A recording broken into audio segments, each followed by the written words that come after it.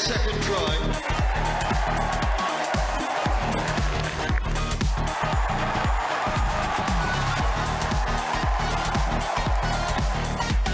Beautiful try for the UK Armed Forces. Now the power, and it's another try.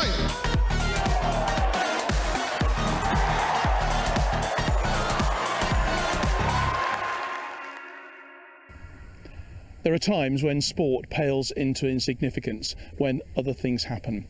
Earlier this week, the UCAF team lost one of their own when Royal Navy centre Stefan Reese lost his life. Today, Steph's memory will be honoured in the best way the players know how, in an IDRC semi-final against Fiji.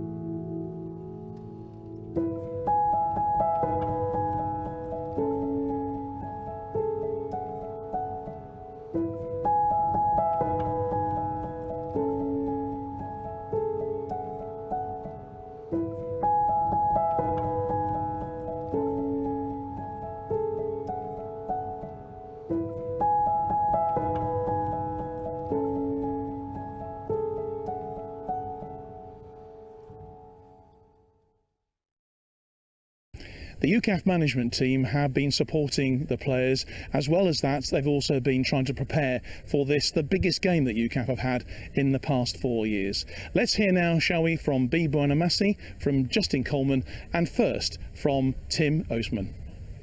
It's been a very distressing week for all of us.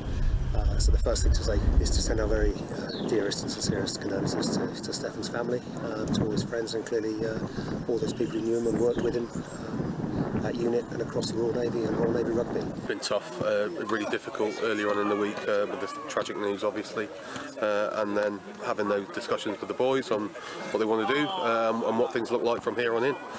So again, it's very much been led by them, training-wise, but the rugby family is huge, and the messages of support we've had from everyone in the UK, over here, other nations, has been fantastic, and I think that's helped us all through, really, and given that focus to a big game. It's now been made even bigger, obviously, and getting the support of everyone in the UK and back home and Steph's family is really good. It's given them real focus and drive and determination to go and put out a performance on Sunday. For this week, the messages that comes in, it means quite a lot. Not only from UK but also from the worldwide, the messages we've been getting individually and as a group, and also the support that we had from the rest of the team here in the competition has been amazing. From Fiji, from Spain, Australia, and other teams that are here, it means a lot to the boys, and it just shows there's more to rugby than what we had this week, which is great. Rugby players are amazing as a group. You know, you're a band of brothers, you're out here to do a job, you know that, you're into the semi-finals. Difficult to put that to one side, isn't it, at a time like this? Yes, we spent a lot of time together, as you could expect. There's been a lot of shock and pain. And we've tried to take the time to reflect and remember where we can, and rugby obviously takes a back seat in these circumstances. The boys have come together, they've managed really well considering all things, and they've done what they've kind of felt they want to do at any given moment over the past few days. And now, you know, with a game on Sunday, it's time to try and prepare as best we can, and to try and, you know, do that in Stefan's memory and try and just deliver on the pitch for him. We've had Padre Mike come over as well, just to help us out and give a bit of support to those who need it most, really. Obviously we've all dealt with certain things through Herrick's, Telix, whatever that may look like, but some of the other lads and the youngsters haven't had that experience, so it's just trying to manage that and make sure everyone's okay, breaking down into smaller groups to manage whatever they need, whether that's more training time, more rugby to keep them busy, or a bit of downtime to go to the gym and a bit of time on their own. It's probably increased our levels of communication, made us look at what we're doing and how we manage things day to day. We've tailored the preparation to just for Fiji, but obviously with what happened, we had a light session on Wednesday, and but it's been working well with the support also from the family, that they've agreed that we are going to carry on with the competition, which means a lot to the boys. To take us through what will be a very emotional few minutes before kick-off, let's now join our commentator, Simon Hunter. The events of this week have been challenging for everyone who knew and loved able seaman Stefan Reese. Well, the players have had to come to terms with his loss and have rallied together to focus on the task at hand today, to beat Fiji and book a place in the final of the International Defence Rugby competition. I know the players have been greatly comforted by the messages they've received from not just military circles, but all over the rugby world. The rugby family comes together at difficult times, and it has done so this week. The players are paying their respects on the pitch today, wearing black armbands and retiring the number 12 shirt. There will also be a minute's silence before kick-off. The UCAF team, well, they're facing up against a strong Fijian side. They'll be hoping to go one better than they did in 2019 when they lost to Fiji in the final in Japan.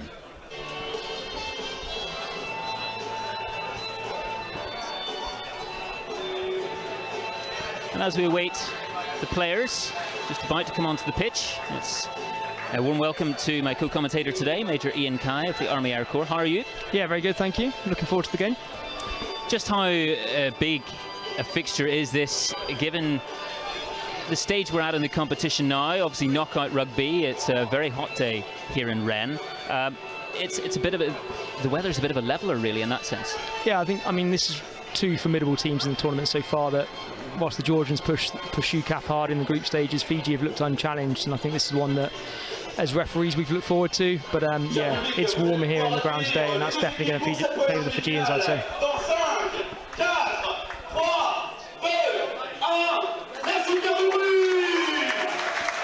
And the officials make their way onto the pitch, followed by the players. UCAF wearing their purple kits, as always, and just following the mascots there, carrying the flags. Both sets of players heading out into the afternoon sun here in Rennes. And the referee, Frenchman Roy Sebastien, he also refereed the UCAF v Spain fixture in the pool stages.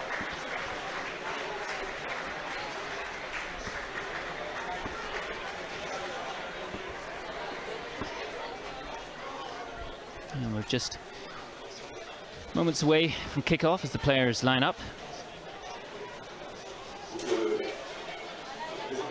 UCAF on the left-hand side. And both sides who've been coming off the back of a sequence of wins in the competition in their respective groups. The first of two semi-finals. Later we see France, the hosts, go up against New Zealand.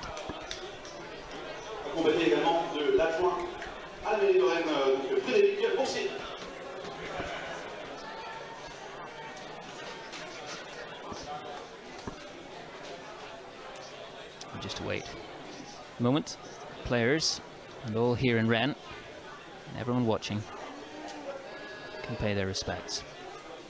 The dignitaries are about to walk out onto the pitch.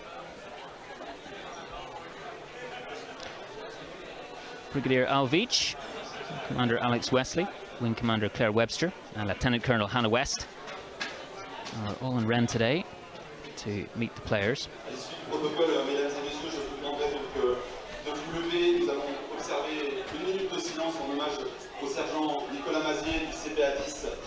Mort en opération en Irak le 29 août, et ainsi qu'au matelot Stefan, Reese de la Royal Navy, mort en marge de la compétition en début de semaine. Toutes nos pensées vont évidemment vers leur famille, leurs proches, ainsi que leurs camarades présents sur le terrain.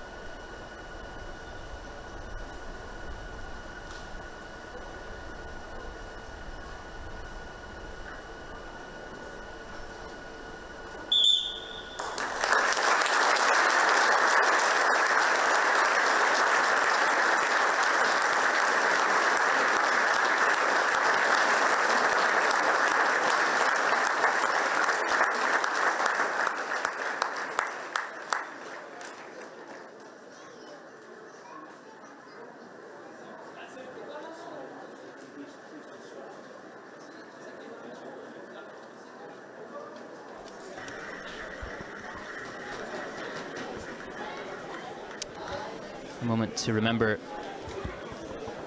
a teammate, a friend, and a brother in this military rugby family.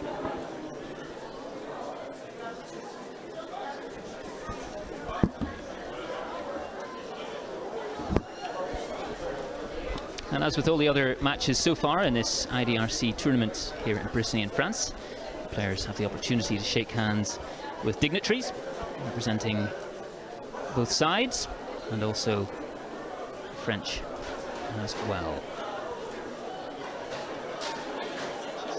Well, Ian, it's a day in which both teams obviously will be looking for a strong start, to get that advantage early. How important will it be to maintain composure and to ensure that they're disciplined in attack and defence. Yeah, I think on a day like today, especially with the temperatures, if you get behind, it's going to be hard to get back into it. And silly penalties, silly yellow cards, that sort of thing early doors will certainly set either team back, I think. What have you made of the quality of the rugby that you've seen, that you've refereed on as well in this competition? We speak of UCAF, we talk about the Fijians as well as being two of the top sides, but all across the board there's been a real quality, hasn't there?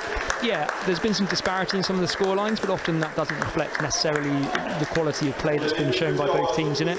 But there is, now we're into the sort of main crunch part of the tournament, you'll see the real quality teams play up against each other, and we saw some good semi-finals yesterday in the trophy tournament. And if we're able to have a quick look at the teams, there have been a few changes from the UCAF side that beat Spain 128 points to 3 in their final group match. Dave Manning comes back to captain the team. Ben Watson, the other change in the front row. Alex Hayson and Viliame Kotobalavu slot back into the second row. Hat-trick hero against Tonga, Kieran Forbes, is back in the number 6 shirt. Maggie McDonald, vice-captain Owain Davis, will command things as a half-back pairing. And vice-captain against Spain, Ben Chambers, well, he's in at full-back today. And Solidrao Radianarova wears the number 23 shirt today, number 12 being retired. The Fijians, they're led by Paula Dranasiganakula, blindside flanker, and Matevusu Lia and Epi Loganan-Moche, this vice-captains, both in midfield today.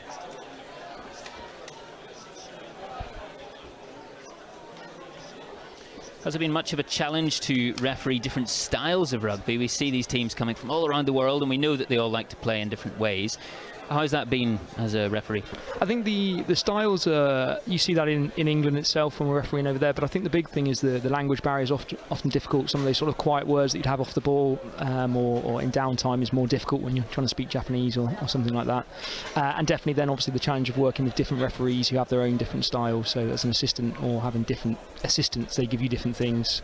And obviously with the French language barrier at times as well is always a challenge, but you have to sort of adapt and overcome.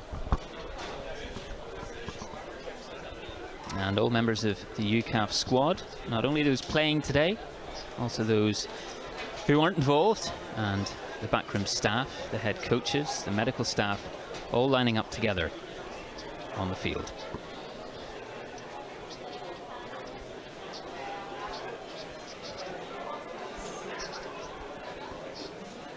Well, the dignitaries make their way to the touchline, just around about the halfway line, as we await the anthems.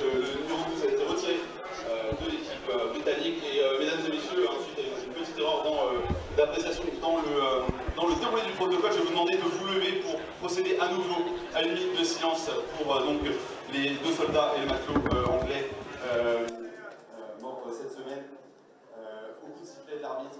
Merci à vous.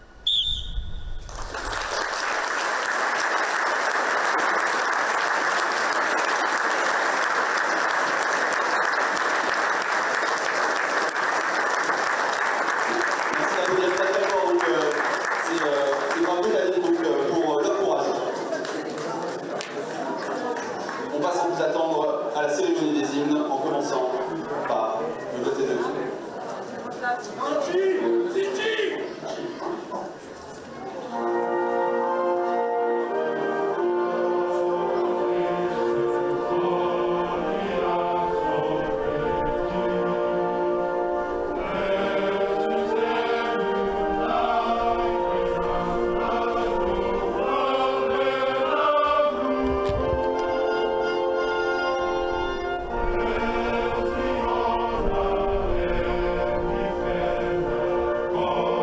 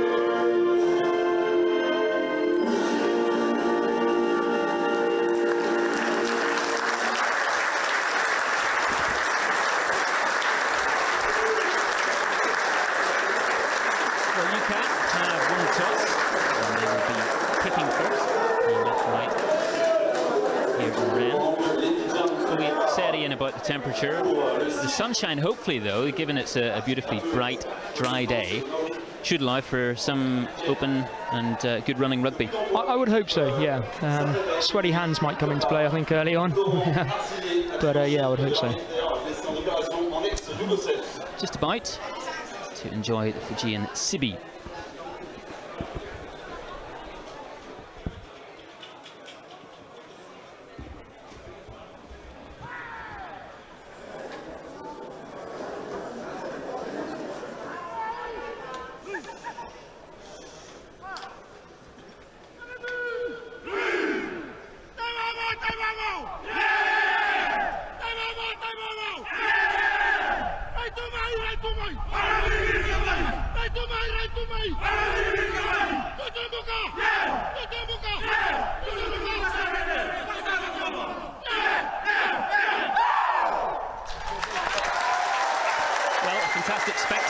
The Sibi, worn by the Fijian players, and there's so much colour and atmosphere in this competition as well. That's another thing about it, isn't it? We've seen crowds have been good and vociferous, and the players themselves have been able to experience these other moments. Yeah, I think it's been surprising for all of us actually how incredible the wider part of the tournament has been. And I say the different cultures that have come out. I've seen the Tongan one a couple of times, which has been exceptional, and then also the crowds. I mean, for the French games and some of the English games, you've had 2,500 people in, which is just exceptional for a military rugby tournament. And it seems as if people are really starting to build on that hype for the Rugby World Cup, which of course is just over a week away. Yeah, I think it's been genius by the French Federation. Brittany hasn't got much in the way of the Rugby World Cup, and I know certainly this has sort of tagged onto that and got the local public really reared up for that from their point of view. Well, there are a few veterans from that final in Japan 4 years ago when UCAF lost to the Fijians. The likes of Dave Manning, the captain, so they'll be acutely aware of the challenge that faces them today, and we're expecting a fairly physical challenge, Ian. Yeah, I think so. UCAF have been physical throughout the tournament, and Fiji's are traditionally very physical, and certainly when I was involved with the Ireland game, that was the difference between the two teams. The physicality that the Fijians brought was just exceptional. And with UCAF kicking off, I guess the sun could be a factor as well. Yeah, I was just trying to look and see if I could see it, but I can't see actually. Could be something if it were to get a little bit lower later on in the day. Might be in the eyes of certain players. Yeah, certainly for the second game as well. I think that really will come into play.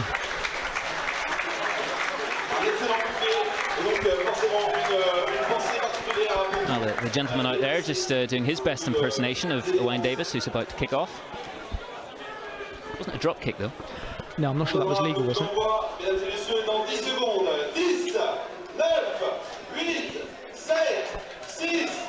And we're about to get underway. Semi-final of the IDRC here in France. UCAF against Fiji. Here we go.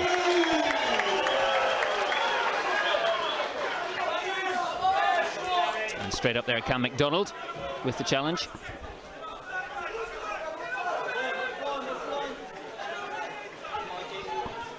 Fiji get the ball away with a box kick. It's not gone overly far.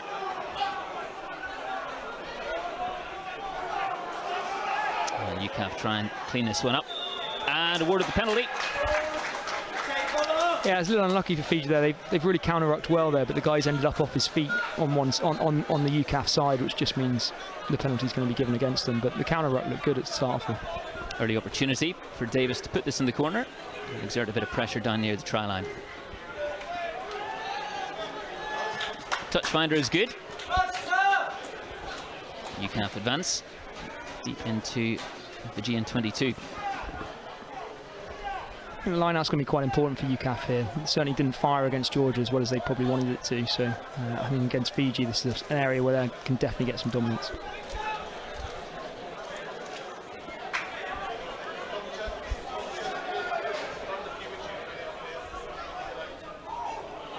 And UCAF take it in. Get the rolling ball on. A big shove here from UCAF. And advancing yet further. Cam McDonald also in there. Off his wing. But not quite the result they were hoping for.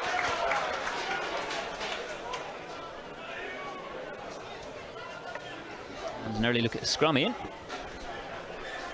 Yeah, I think this is again another one of those key battlegrounds. The Fijian scrum's been pretty solid during the tournament, as of UCAF.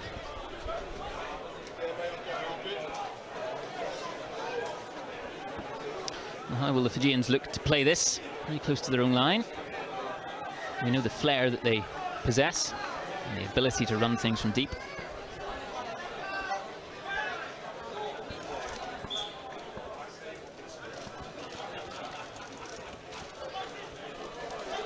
The referee, Roy Sebastien, knows these players. Officiated in UCAF's final pool match against Spain. It was a big 128 points to 3 win there, MLS.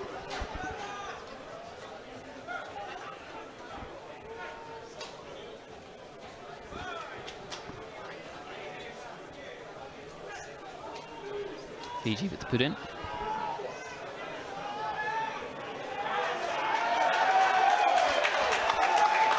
Advantage area, penalty to Fiji.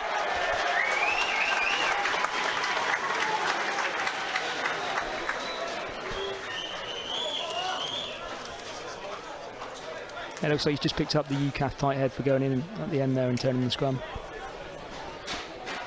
Ben Watson in the number 3 shirt today. With the Royal Navy.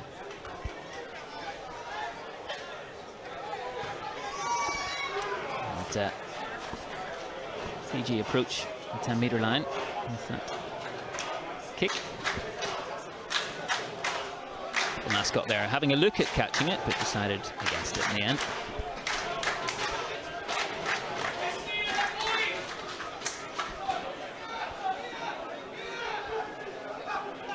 Now it's thrown long.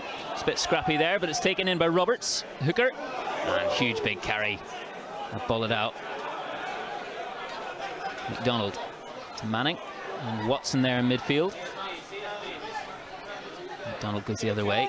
Davis considers the kick, which he does, and that has gone straight out. So they go all the way back from the point of the kick for a line out.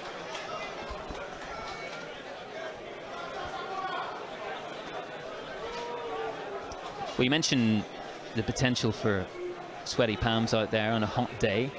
Is there also the risk of trying to play too quickly, knowing that it is dry and it seems a good surface for running? Yeah, I think obviously when we're refereeing teams in these conditions, that's what we're expecting to see.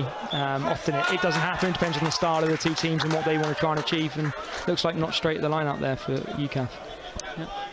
It's UCAF put in. Mikey McDonald playing scrum half today. His brother Cameron on the right wing.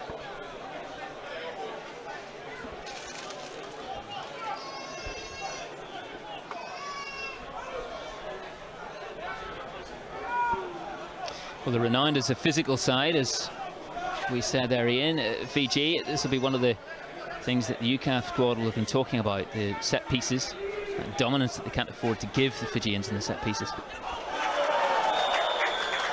I know the ref's blown up there. Yeah, it looks like Fiji's got a bit overexcited on the push there, and the scrum's gone forward too fast, and the tight head's taken it down to the ground on his side.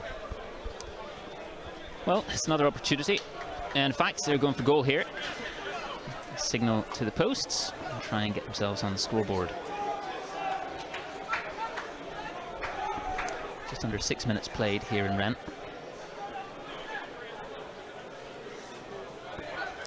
Ryan Davis will take the kick with his left boot.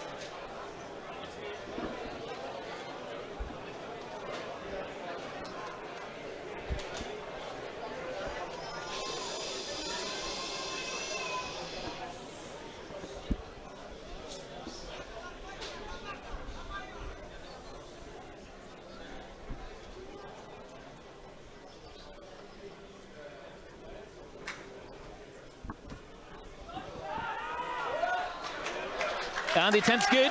UCAF on the board, 3 points to 0.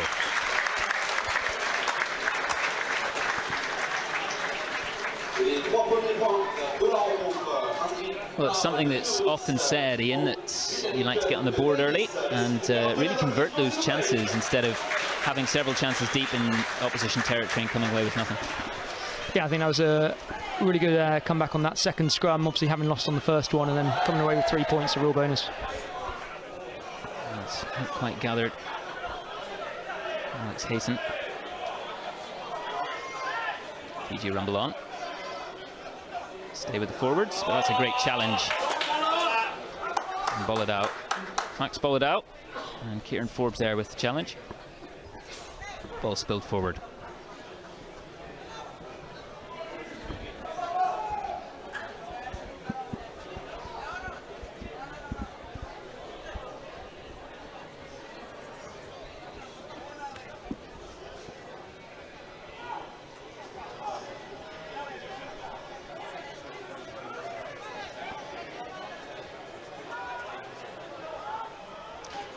Fiji now into UCAF half.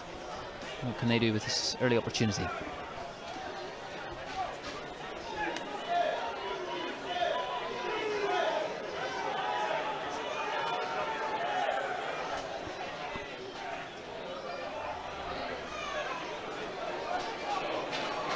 Oh, it's a bit messy again. And taken forward there. Kick forward by McDonald. Fiji take it in. Look to run it back. Oh, and they look to find some space. But it's gone back to Ryan Crowley. And Ben Chambers, the fullback.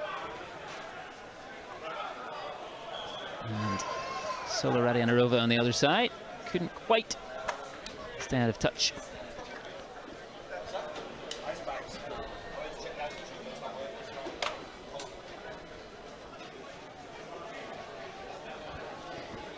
What have you made of things so far, Ian, from a referee's perspective?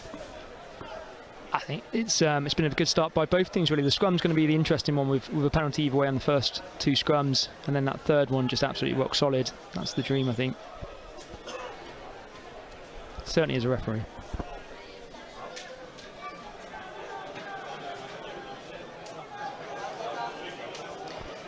Adi Tonga on YouTube says, best luck, UCAF. Oh, and Fiji have broken through here. They found some space. Ryan Crowley looking to track him down. And they made it through there, Fiji. And they get the try. First try of the match. Go by the Fijians, finding that space.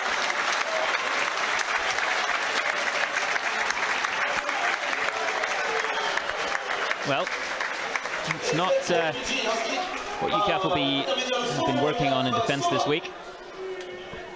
Fijians using that real muscle there and using that space. We speak of converting points and opportunities into points. That's certainly what they've done here.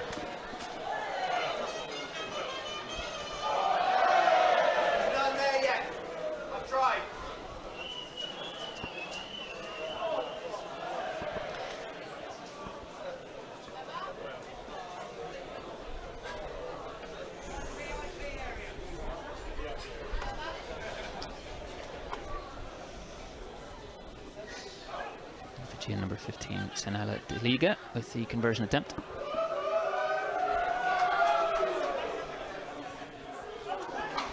Which is a good one. And Fiji take the lead, 7 points to 3. Just over 10 minutes played here in Rennes in the semi-finals of the IDRC. Ça passe pour De Liga. Fiji 7, Royaume-Uni 3.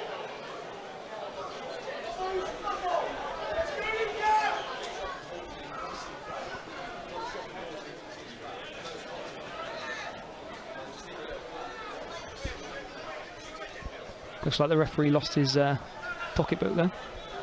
Not something you want to lose. Oh, it's well gathered in there. That's Akota Bolavu in the second row. Mikey McDonald waits.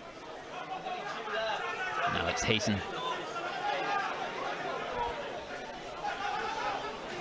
Dawson. The big back row. But Fiji, well, they've got the penalty.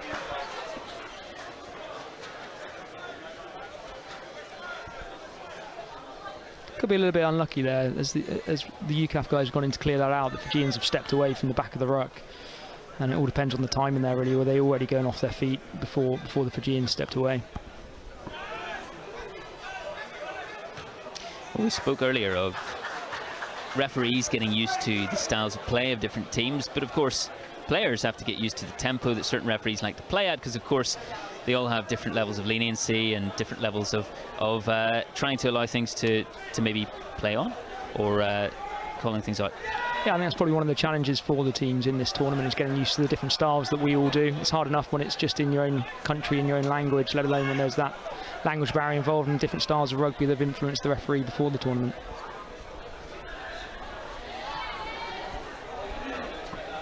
Suri Vaniki with the kick there. Chambers gets back and does well to evade tackle, but the ref calls them back.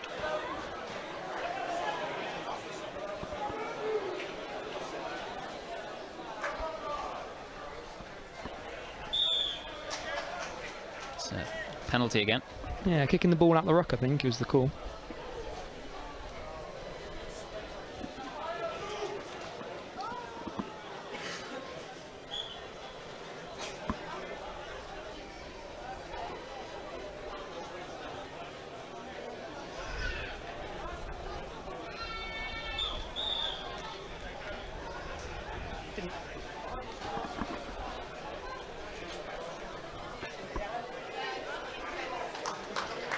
Fijians put it down as close to the corner as they can get with that penalty kick.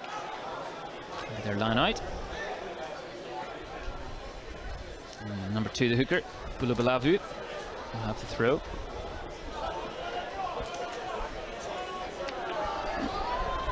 It's a bit messy again. And now it's gone forward. Comes Fijian hand. And scrum to UCAF. UCAF put in.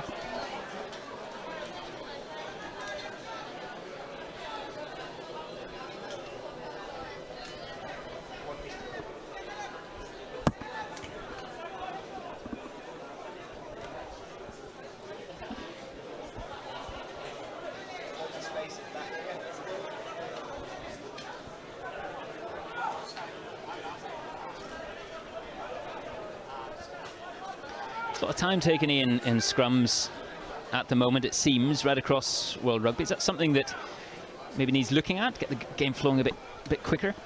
Certainly back in England, what we've been told to do as referees is to just try and speed up certainly the initial engagement as quick as we can. And the penalty against the UCAF team there. That's Fijian pressure again. Yeah, it looks like it's on the loose head side. Captain Dave Manning, loose head prop for UCAF today.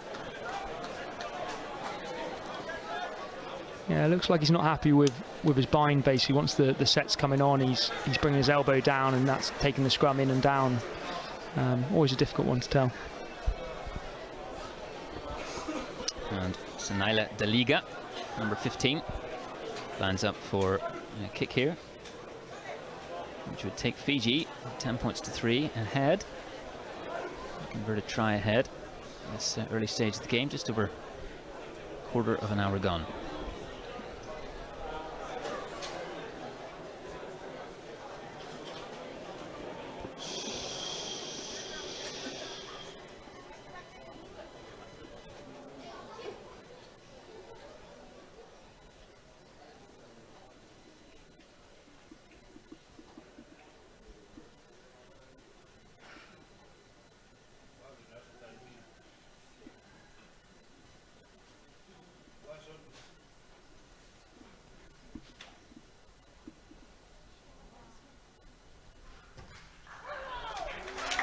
Well, he took his time, but it paid off.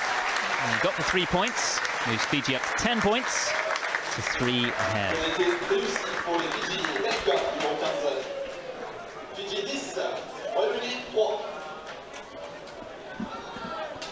One of the special things about the tournament seems to be how much each of the teams learn from each other, spend time socialising to an extent as well. We have the Dutch team, the Netherlands team here in the crowd today.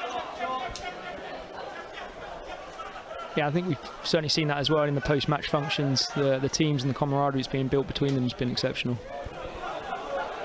Fiji looking dangerous. but UCAF have stolen it. They've taken it in. McDonald, Davis, out to Matt Dawson, and Cam McDonald on the outside. Just stopped in his tracks there. And it's well taken in. Ben Watson, tight head. McDonald looking for a quick ball. Manning to Davis, who just spots the encroaching defence there.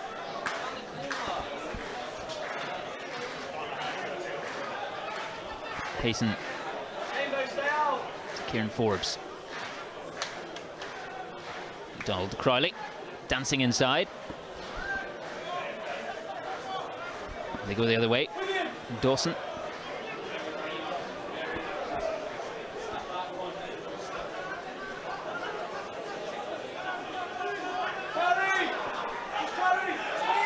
Out. Just bundled into touch. The Fiji defence is coping at the moment with what the UCAF guys are throwing at them.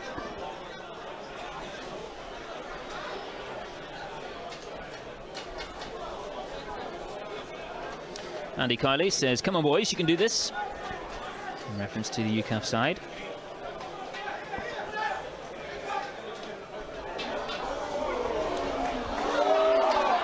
Tonga says, "Best of luck, UCAF." It's put down. Kicked down the middle of the pitch. McDonald has it. There's a deep kick. It'll go dead. Overcooked that one. One of the things we've seen in the tournament is quite short dead ball areas, which then makes that risk of going dead and bringing it back for the scrum a lot more common out here than maybe other places. That's varying from venue to venue, isn't it? I mean, that's something that, another thing that players have to adapt. Yeah, it's all part of the challenge of the tournament.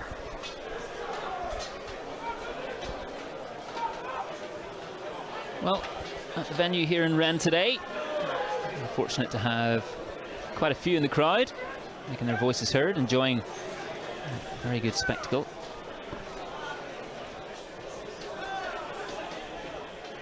And what we knew would be a intense and tight match between these two nations. Both very good rugby sides. Fiji move it through the hands. Bounced awkwardly. Oh, but they find space there, Fiji, down the right-hand side. And it's a wonderful score. You weren't going to stop him from that range, the fullback. Nyla Deliga.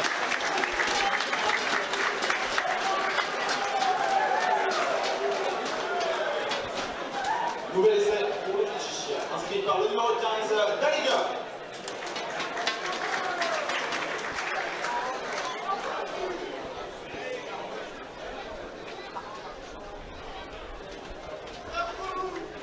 UCAF, just over 20 minutes played, 15 points to 3 down. They will be 17 after this conversion attempt. We'll have to regroup here.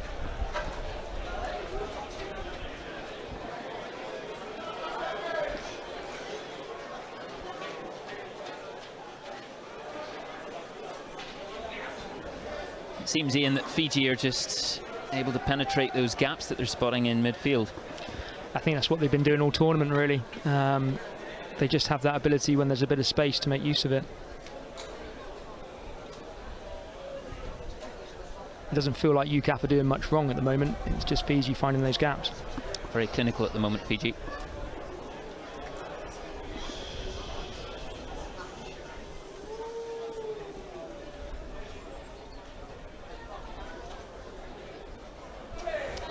Well, that's a missed conversion attempt. The score stays at 15 points to 3. On reste à 15 à 3 pour les Fidji.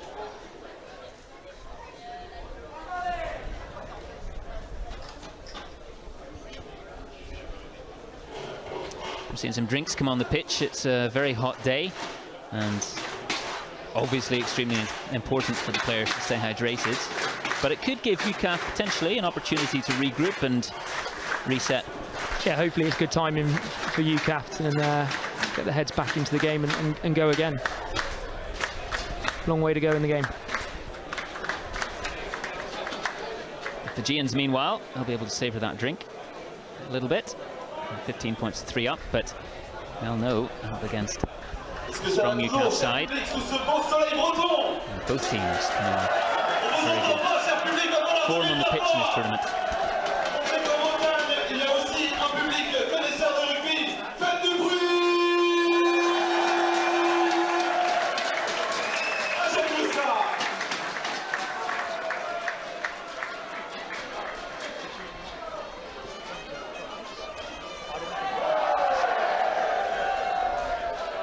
Have you had to referee many matches with water breaks? Yeah, we've had them in most games actually. It was only the last couple of days where it's cooled down enough to not have them. Yeah, most of the games have had them, I think, and been greatly appreciated. Davis with the restart. Donald needs Valley up in hot pursuit.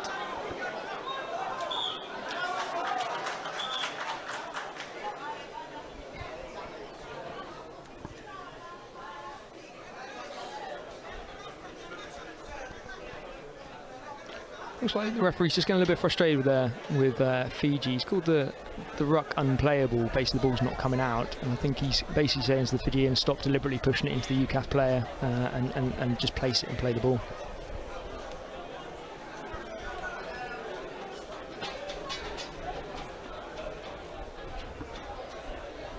Important to make your mark early as a player in the match, but also a referee.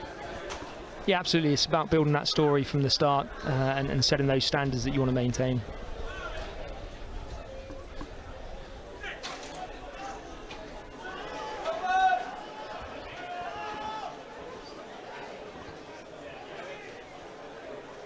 Number 9, Vesikara gets it out to the backs. Leah inside centre. Ships it out once more.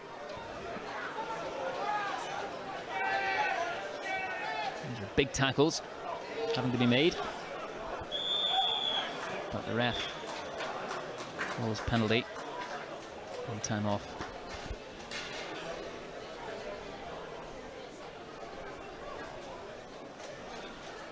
Just having a word with UCAF skipper Dave Manning. Facts bullet out has been sent to the sin bin. It's a yellow card. He'll be off for 10 minutes. Yeah, I think he's saying that basically the jackler's gone in for the ball there with the tackler still in the way, and that's slowing the ball down.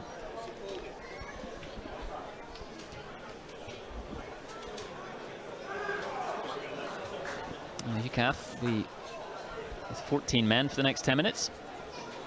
And first task is to defend this line out from the Fijian penalty. It's long again, and it's overcooked.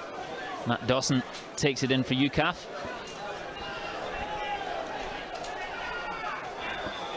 And that's a UCAF penalty. Taken very quickly. Fiji didn't look 10. The ref pulls them back. Yeah, I think he's not happy where that it was taken over the mark, I would guess.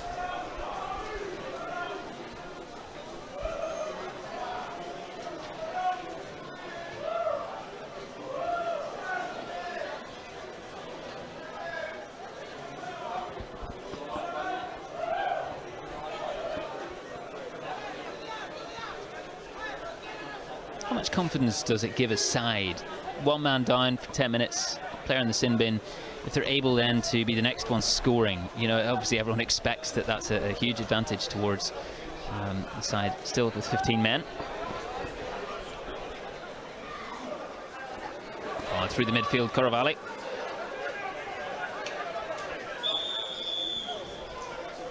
This could be an interesting one here because he's put the UCAF player in the sin bin for a couple of breakdown offences, and now we've just had 2 quick Fijian ones.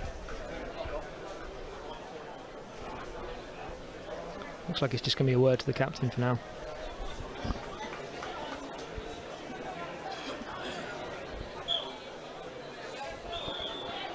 Janice Nikula, the Fijian captain, getting a bit of a talking to. And the ref was pointing to the posts, but Wayne Davis saying that he wants to put this into touch.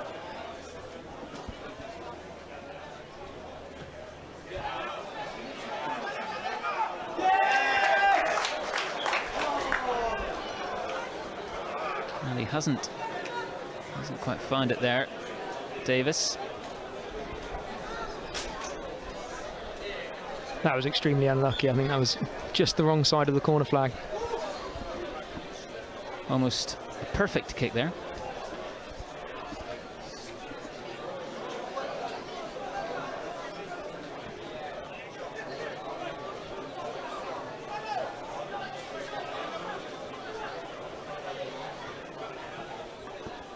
Country Capers 12 says, "Let's go UCAF. So proud of all the boys representing their services and the country as a whole. A huge shout out to all players, coaches, support staff, and especially Bruce and Scotty." Thanks, Country Capers. Thanks everyone for your messages, joining us for our live coverage today in the semi-final here in Rennes.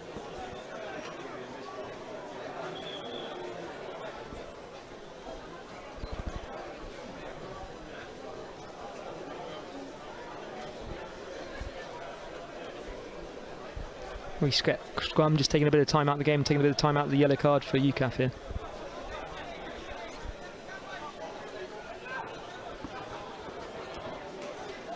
Yeah, we speak of wanting quick ball and wanting the game to move quickly, but there are times teams just want to take things back a little bit. Yeah, you often see as a referee when that yellow card's come out, the scrums take a little bit longer, the line-outs take a little bit longer. Just under half an hour played. Fiji advance with scrum. Oh, looking dangerous again through the gaps, Fiji. It's just not quite intercepted by Ryan Crowley, but disrupted the Fiji flow there. The ref says it was knocked on. There'll be a Fiji put in to the scrum. Well inside the 22.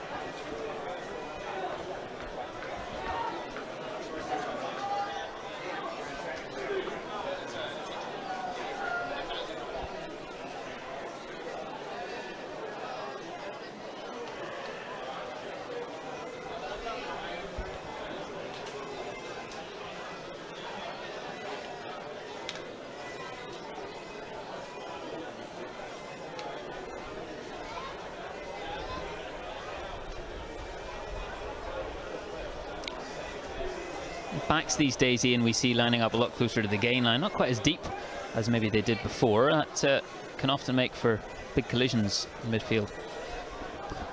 Yeah, it means they're coming on to the ball in a lot less space, and certainly for us as match officials as well, there's a lot more to manage in that sense. No longer is it just the defensive backs, you need to keep an eye on the attacking as well.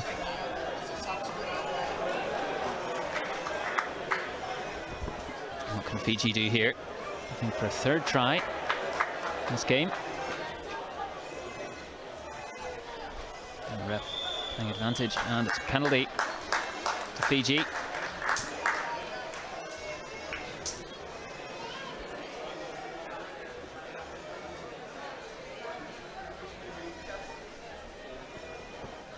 Winning those battles up front, Fiji at the moment. Big pack. With 8 on 7 in the pack as well at the moment for UCAF. It's a tough ask at the moment.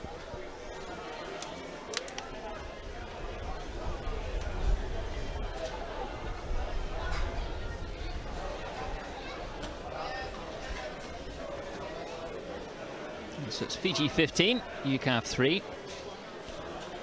And about the half-hour mark in Rennes, in Brittany. Brittany hosting all the matches in this international defence rugby competition in France.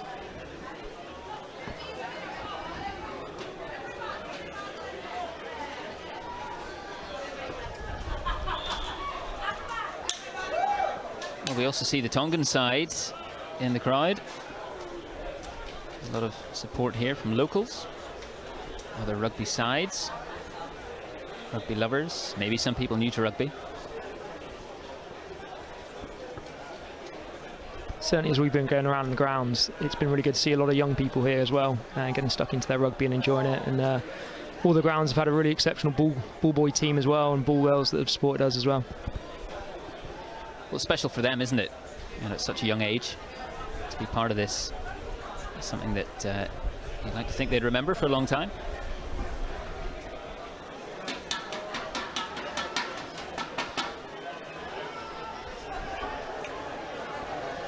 Fiji try and power through here. It's looking very dangerous. They ship it out right. Can they make this? And it's another try for Fiji. On the wing.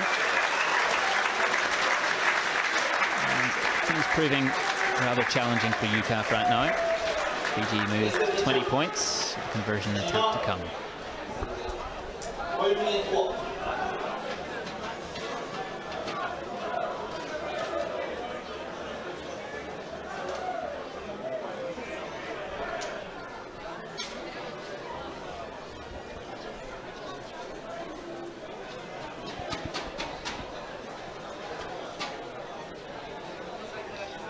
How much more difficult, Ian, does it make it to regroup when you're being pinged at the breakdown? You know that you've got a man down as well in the pack, and it's just it's like facing a bit of an onslaught from the Fijian side.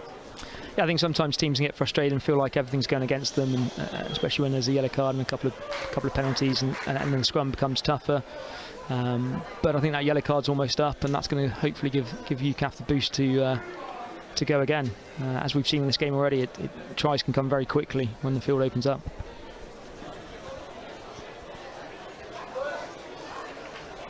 Conversion attempt is unsuccessful, so it stays Fiji 20, UCAF 3.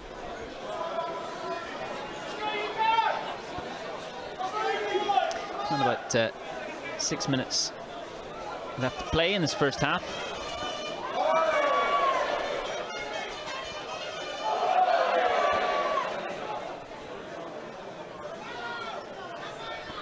Davis with the short restart. Well taken there by Dawson. Wonderful hands. McDonald, quick ball to Manning. James Roberts. Alex Hayton this time. Lanky second row. Davis. Ooh. There's your physical out there. UCAF trying to build some phases, build a bit of pressure as they try and approach Fijian 22. And Chambers, and that looks a fairly high challenge. Kieran Forbes, McDonald again. Ref playing advantage. Yeah, looks like he's got the advantage on that one there from the AR. Yeah. You've got a Fijian player down in the midfield. He's receiving some attention. Hope he's all right. As Waters brought back out as well. Ref just having a word with his assistant, teach judge.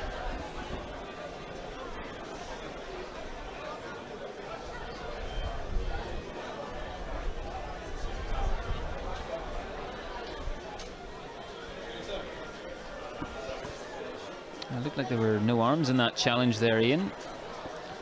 Yeah, I think I'm just waiting for the replay to pop back up and have a second look at it. But it's in a lot of traffic, so it's always quite difficult to spot those sometimes for the match officials, especially with no TMOs at this level.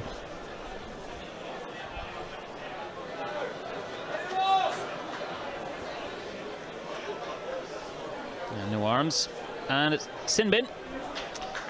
The card did come.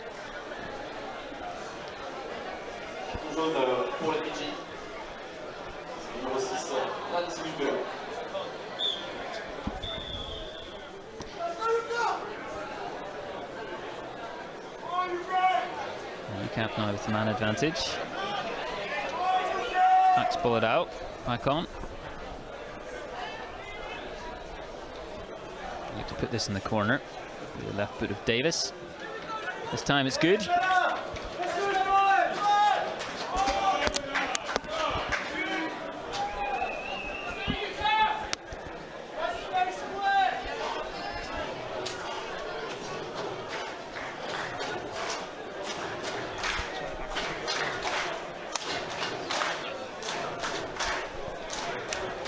James Roberts with the throw.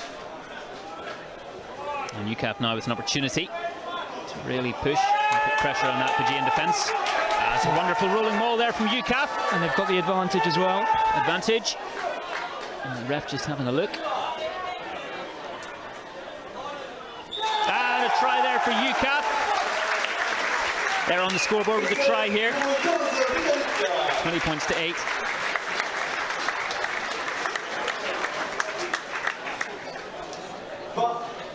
They get over the line, making that man advantage count.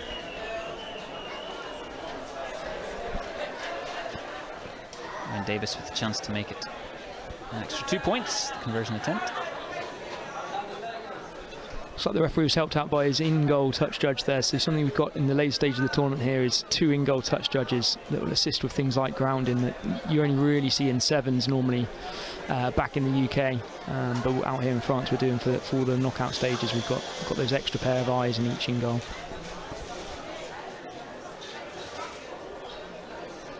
Davis with the attempt.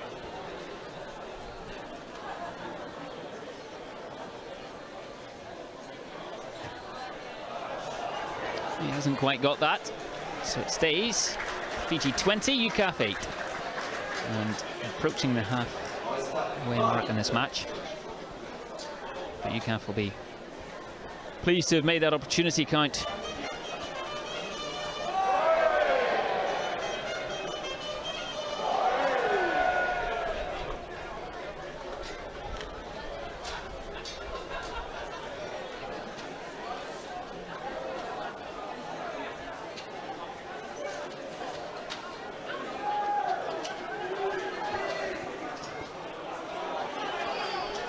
Deep into UCAF territory, well taken by McDonald, who's under a fair bit of pressure there from the chasing Fijians. His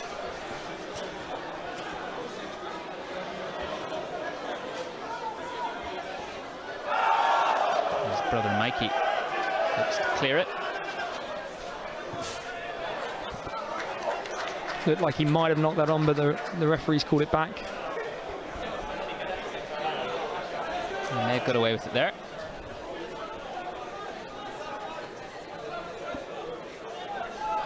Not long to go until half time.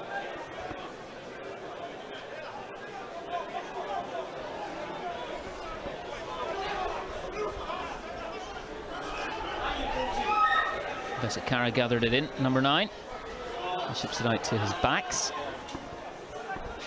Vesakara again. Number 3, Nasaroa. Big unit. And they move this out left, Fiji. Right on the wings.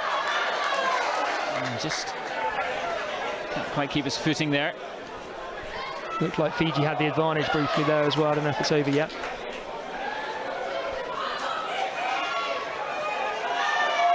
UCAF in defence. Huge challenges in defence. Yeah, new advantage. And it's just overcooked that pass there.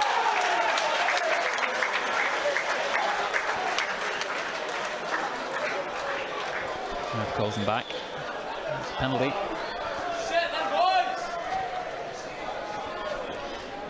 Boladao just receiving some treatment.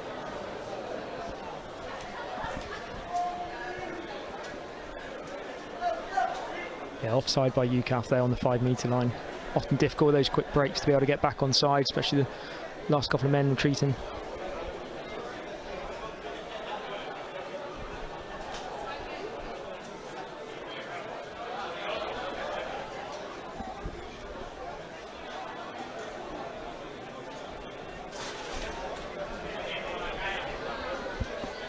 Well, looks like this will be the final play of the half. Fiji seeing if they can add another try to the scoreboard.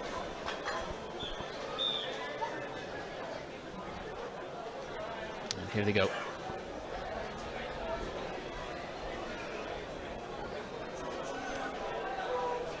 Resolute UCAF defence right at the try line against the post.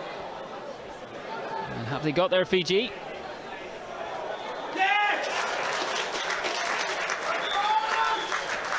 Well, that's the half. That's been quite half of rugby there, Ian. It's well, UCAF will be pleased with how it ended, narrowing that gap to 12 points, having to deal with quite a lot of Fijian attack and some of the gaps really exploited there. Yeah, I think it's been what we expected it to be. It's been physical, it's been high quality rugby, but I think it's in no way decided. I think UCAF come out especially big in that first 10 minutes after half time. I think they've started to get the referee on their side a little bit with a few of the decisions, and hopefully they can carry that on into the second half. What's the sort of thing that will be said at half-time? I mean, it's obviously clear where the Fijians are coming from in attack, and we've seen what they offer up front. But as you put it earlier, it seems they've maybe been a bit unfortunate at times too, UCAF. Yeah, I think certainly, I would guess in the UCAF change room that they'll say not to change a huge amount. I wouldn't have thought that, say, the tries have come from sort of breaks from the Fijians, and actually what UCAF are doing is really positive. And they've just got to go again in the second half. And the referee today, how's he fared, do you think? Got to be very careful what I say here. He's one of our teammates, but to be fair, he's taken the clear and obvious so far. So that's what we're always taught as referees. I think he set his standards. I think both teams probably understand what he wants, and that's probably the most important thing, I guess.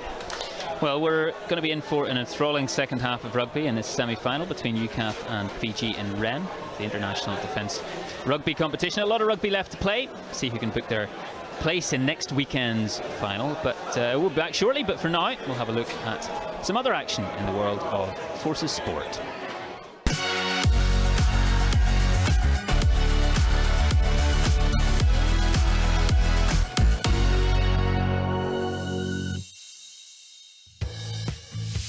Hi, I'm Suzanne Chislett, and this is In Case You Missed It. Moving up on the world stage, Army triathlete Lance Corporal Jensen Cousins has secured his place in next year's Ironman 70.3 World Championships in New Zealand. Cousins qualified after a strong performance at the Ironman 70.3 in Vichy in France. He follows in the footsteps of fellow Army triathlete Captain Kat Matthews, whose performances saw her win UCAF Sportswoman of the Year for 2023. Not so much a battlefield commission as a training pitch one. The Navy's Sam Matavesi awarded his new rank while preparing for the Rugby World Cup. Matavesi, who's part of the Fiji squad for this month's finals in France, has been promoted to the rank of local acting leading hand.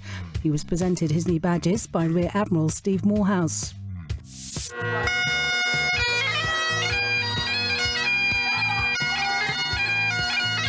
Piped onto the pitch, two teams from the 4th Battalion Royal Regiment of Scotland make a memorable entry for the inaugural Coleman Cup. The football match is named in memory of their comrade, Sergeant Jamie Coleman, who took his own life in 2022. Members of Sergeant Coleman's family travelled to the match in Norwich from Scotland to see the battalion beat the Corporals 1-0. Next, national and international success for Royal Navy powerlifters. Royal Navy athletes Petty Officer Jimmy Kane, Air Engineering Technician Dan White and Chief Petty Officer Chris Martin picked up 4 medals at the British Drug-Free Powerlifting Association Men's National Championships. The Navy also had 2 athletes representing Team GB at the International Powerlifting Association European Bench Press Championships in Bordeaux, where Petty Officer PT Andy Davey won a bronze medal.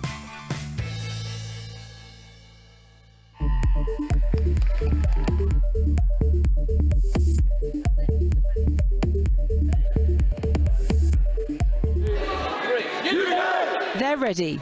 Across 10 sports and 7 days, Team UK will face 500 competitors from 20 other nations as they look to carve out their own bit of history. Still serving in the Royal Navy, Lieutenant Commander James Rogers is the Team UK captain. He's involved in wheelchair basketball, cycling, indoor rowing and swimming. This year's Invictus Games have probably changed and evolved since becoming team captain. So obviously I want to go out there and I want to try and continue to build upon the work that I did last year, try and improve what I competed in last year. But I'm also doing a few different sports this time. But ultimately I want to go out there and lead Team UK out there and help and support and make sure that everyone in the team experiences the same experience I was fortunate enough to get last year. One more time, go for it! Over the years, the families and friends have made themselves an integral and essential part of the Invictus movement. James is lucky enough to be sharing this experience with his sister, Rebecca. Obviously, there is a bit of a friendly banter, friendly rivalry there, but we're both going into the games with very different goals, very different what we want to get out of it, and how ultimately just being there is going to be fantastic for me. Assisting James on this journey will be Vice-Captain Kelly McVitie. A Royal Air Force veteran, Kelly was selected to compete at the Games in The Hague, but fell pregnant with her son Jackson. Seeing her friends compete last year is what inspired her to take up the challenge again. When you're injured and then for me, being medically discharged, you kind of lose your sense of identity. I lost my nursing career as well as my military career. So to be able to come back into an environment with other people and be able to share common goals, common themes in terms of our injury, it's been massive in terms of my recovery to know that there's other people that are in similar situations as me, and kind of you learn to feed off each other's positivity and goals, and they also open other doors for you as well to look at what you can do in the future. Kelly will be cycling and swimming, and in the pool she's joined by a serving member of the RAF, Bob Grantham, who's taking part in his first games. So I think it's been a massive part of the last sort of year since applying back in September last year and starting the process of sort of giving me something to go back to the gym and keep doing that rehab and give me that goal, and it sort of shows that you don't have to be from ex-military, you can still be serving. It shows that there's all sort of different varieties of serving as well, from minor sort of injuries that can be repaired to guys that have lost limbs, but within the team everyone's sort of chatting as if you've known each other for years, and then it's no matter what injury you've got, everyone feels on the same sort of page.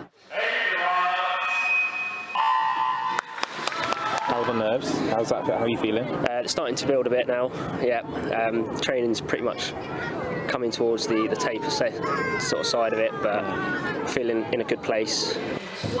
There's always a mix of nerves, anticipation and excitement at this stage of the countdown to the Games. But with 59 teammates alongside, no one will be dealing with it alone. Medals and personal bests are par for the course, but as the Invictus legacy continues to evolve and inspire, the team's collective triumph is that they're part of something special and moving forward together. Kath Brazier, Forces News.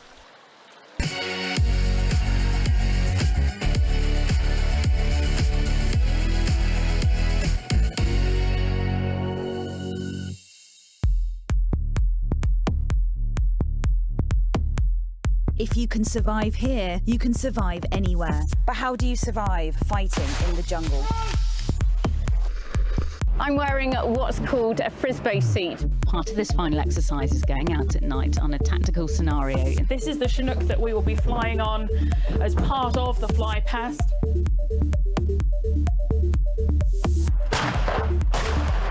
This sends a very strong message to Russia. This flow of firepower isn't stopping anytime soon. Around 1,300 NATO troops taking part in Exercise Winter Camp.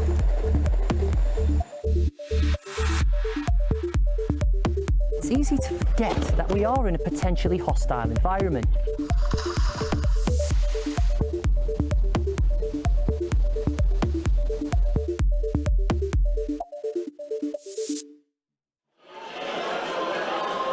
Welcome back to this, our live coverage of the UK Armed Forces versus Fiji in the semi-finals of the International Defence Rugby Competition in Rennes, Brittany, France. Well, it's not been quite what UCAF would have been hoping for in the first half. This will be a huge 40 minutes for them. They trail 20 points to 8, and there's a lot of rugby left to play here.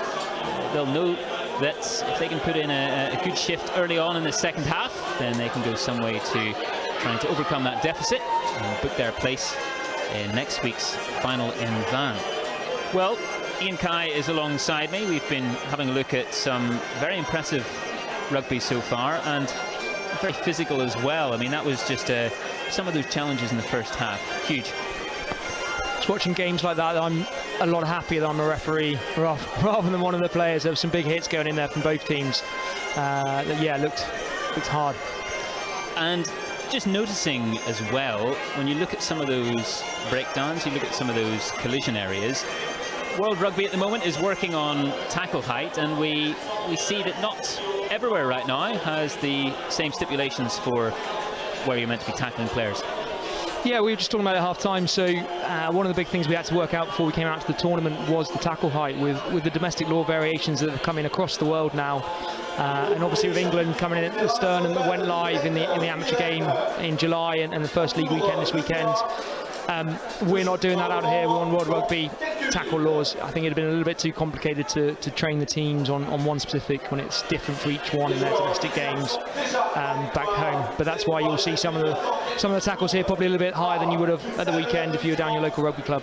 And it's a real challenge for the players in the heat of the moment at full pace. They're obviously doing whatever they can to take players down and prevent tries. It's not the easiest thing, but I guess it's to adapt to, but I guess it's something that you work on in training, and you'd hope if the rules were implemented universally, then they can get used to it.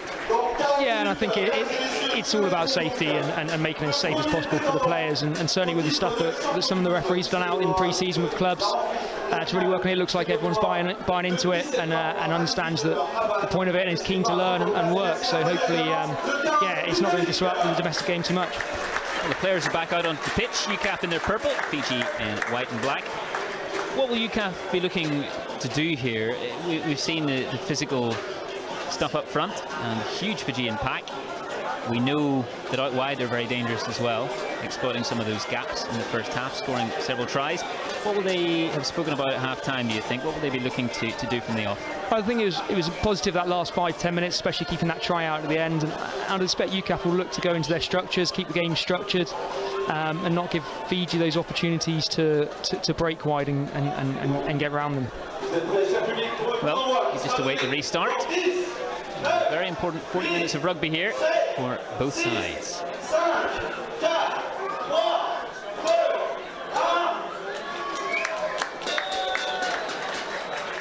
And we're underway in the second half of this semi-final. Kodabulavu takes it in.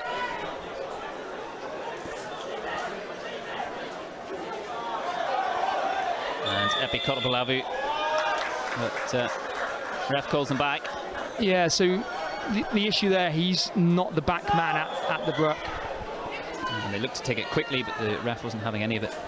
Yeah, so just saying, so the UCAF player there wasn't the back man at the ruck. He was in front of where the ball was, and he's reached back and grabbed it and gone. And unfortunately, it's one of the things that we've been told to look for in recent seasons.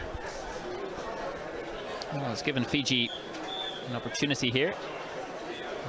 The 22. And they're going for goal. And now there's 3 points to their score early in the second half.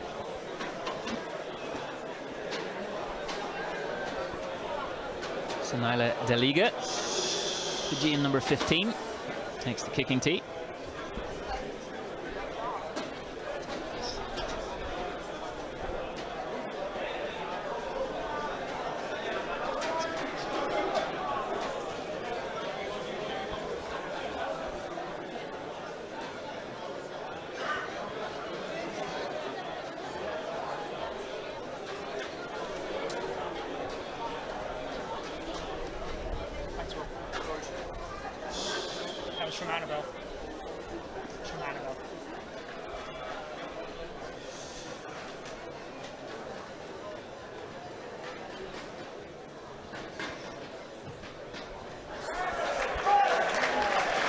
Once again taking his time, but adds the 3 points.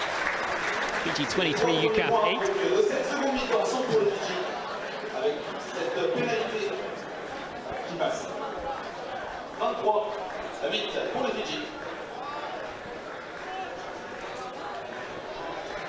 Fijian still down a man.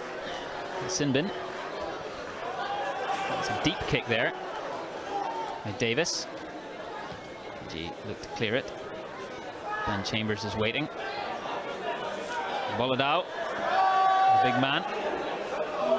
Bounces off. Bounces off that Fijian defence.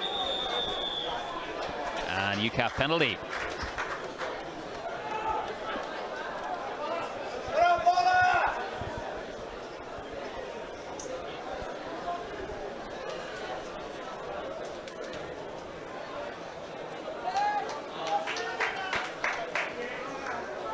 touch there with Davis. So an early opportunity here for UCAF. Epi Kotabalavu on at hooker now. Hey, you, stop smiling, you. Hey, stop smiling, you. How's your foot? Goes long, taken in by Forbes. McDonald to Matt Dawson. Almost like running into a brick wall there. Oh, and Ben Chambers on the left. He's got Ryan Crowley outside him. Epi Kotabalavu up in support as well. Fantastic move there from Kieran Forbes. An advantage to UCAF. Have they got it there? Yes, they have. UCAF try. And they come away with the score, UCAF. Could be a little bit more for them as well. It looks like he's having a chat to the Fijian team here. The penalty advantage was out just before the try. Well, the longer the game goes on and the more tired players get, the potential for more of these moments. Yeah, there's the yellow card for Fiji. That's another sin bin for Fiji. They drop another man. And the result of that, UCAF pressure.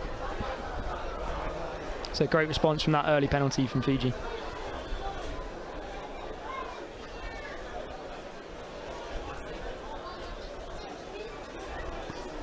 Well, if he makes this conversion, it takes the deficit down to just 8 points.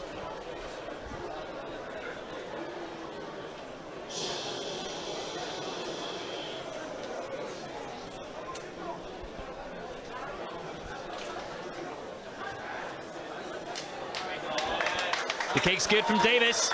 It's 23-15. Early days in the second half here in Rennes. That's the first yellow card just come back on, but it's going to be another 10 minutes of 14 men. So that's 20 that Fiji have played in this heat.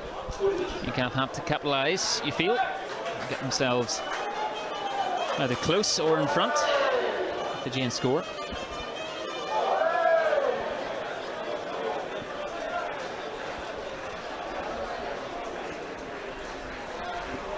Well, we saw him score a hat-trick against Tonga, Kieran Forbes, just showing his power there once again. That's just knocked on by UCAF.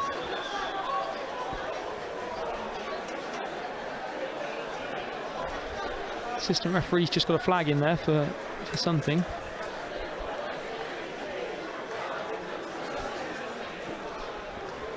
Just wonder if there's some contact in the air there. There's only so much you can focus on at any one moment as a referee. I guess it's key to have your assistants there and the touch judges. It makes a big difference. Obviously, we don't have the benefit of the eyes in the sky with the TMO that you get on the television, but yeah, a good set of assistant referees is crucial to the man in the middle. Yeah, it looks like a UCAF penalty. Yeah, so the Fijian player just on the kickoff's gone straight underneath the UCAF player. He's obviously landed safely and just a penalty only.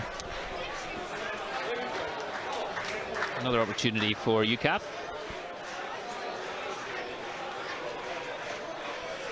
Just beyond the 10-metre. Epi Kotabalavu with the ball.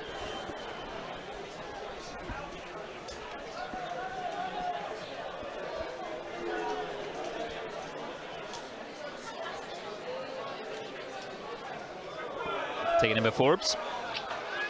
No, referee saying it's not straight.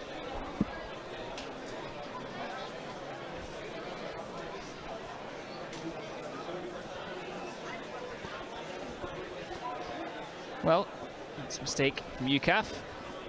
A frustrating one when they're trying to get themselves back in this.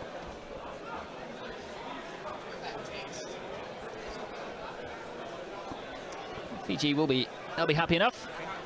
Try and slow a bit of time down as they have a man in the sin bin.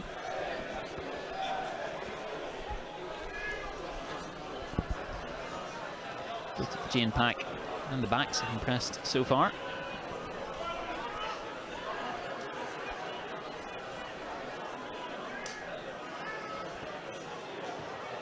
That's rather sliced. Crowley up in pursuit there.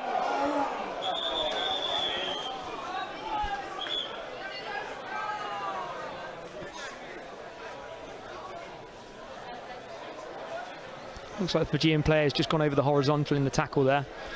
Flags out from the AR, so we'll see what they come up with. Ref just asking the players to move back. He speaks to his assistants and has a look at this.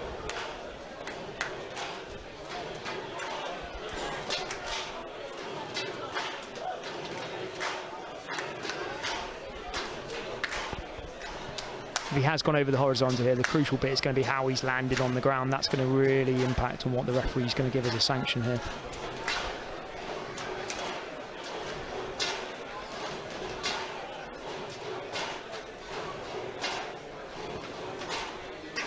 Referee having a word with Ryan Crowley and Dave Manning, the captain.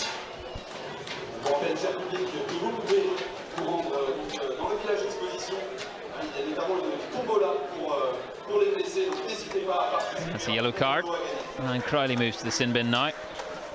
So whilst we can't hear what the referee's saying, looking at his hand signals, I think he's saying that he's gone over the horizontal, he's landed on his shoulder, but because it's a low degree of danger, because he's not particularly high off the ground, that's what's kept to the yellow card rather than potentially a red card if he had been at height.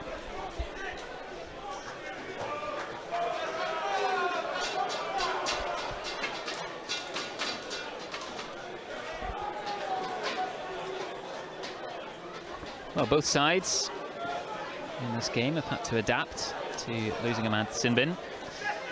It's the turn of UCAF now.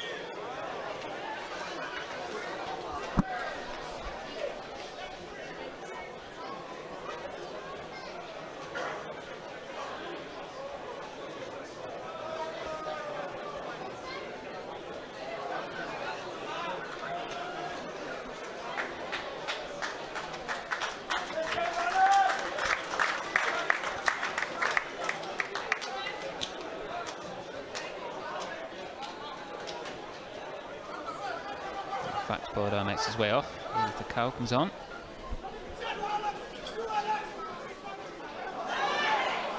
Has gone forward with Fijian hands.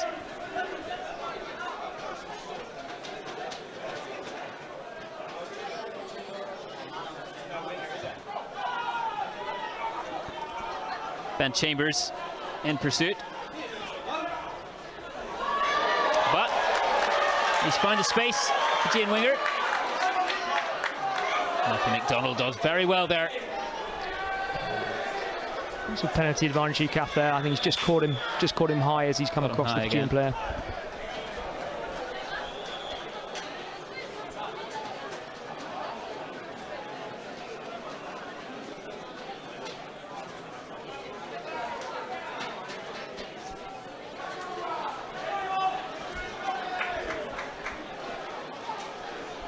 Well, it's a hot day out there.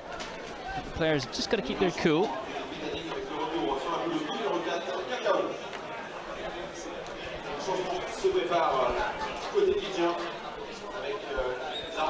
You just saw Dave Manning, the UCAF captain, just reminding the referee that's not the first high tackle that Fiji have had.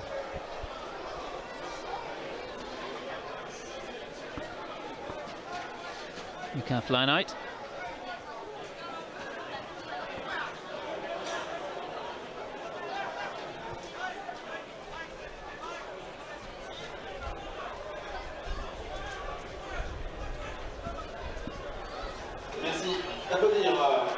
Well, I mentioned David Manning, the captain, Dave Manning.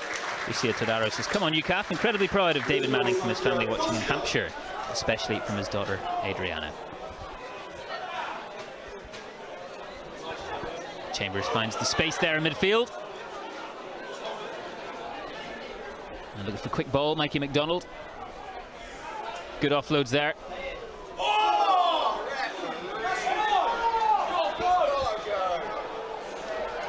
Another high challenge there, Ian. Yeah, that was from this distance. It's a very upright tackle. Again, we go back to a similar sort of thing to the tip tackle. It's going to be all about where contact is made, and we have a very clear protocol for head contact. The referees will work through now, looking to see where the point of contact is, the degree of danger and then whether there's any mitigation.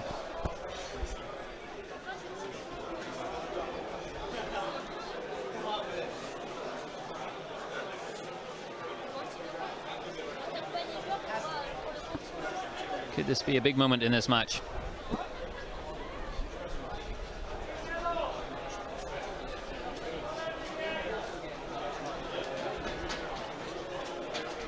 One of the things you've got to bear in mind is the referees out there don't have the benefit of a replay, so they've just seen that in a flash of a moment, and the team got to try and work out what they have seen.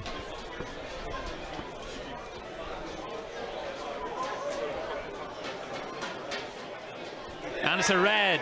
It's a red card. Well, that's huge in the context of this match. A huge moment. As Fiji see red. The result of a high challenge.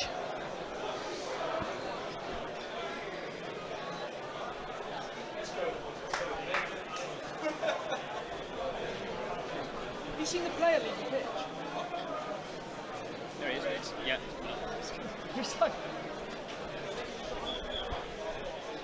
Yeah, so you saw the referee when he spoke to the captain there saying there's no mitigation. It's a direct head-on-head contact, I think. And unfortunately, therefore, he's got no other option but to give the red card.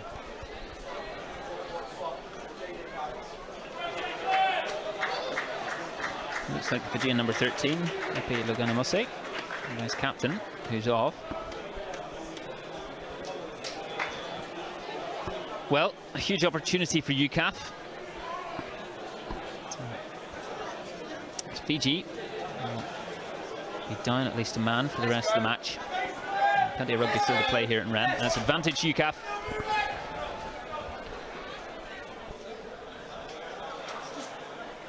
So wide to Ben Chambers. We know the pace he has. He's tackled there. Stopping his tracks. McDonald quickly. Forbes.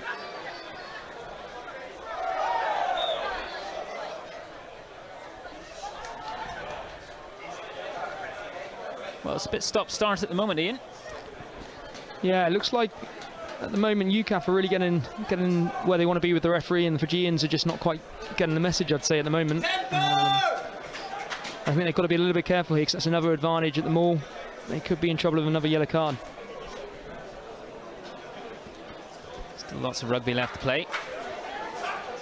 Oh, and UCAF go quickly. And have they made it? Yes, they have. It's another try for UK Armed Forces. And they take advantage of that pressure. And take advantage of those refereeing decisions as well.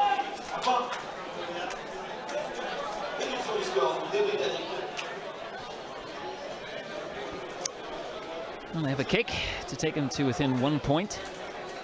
And you get this conversion. Fiji 23, UCAF 22.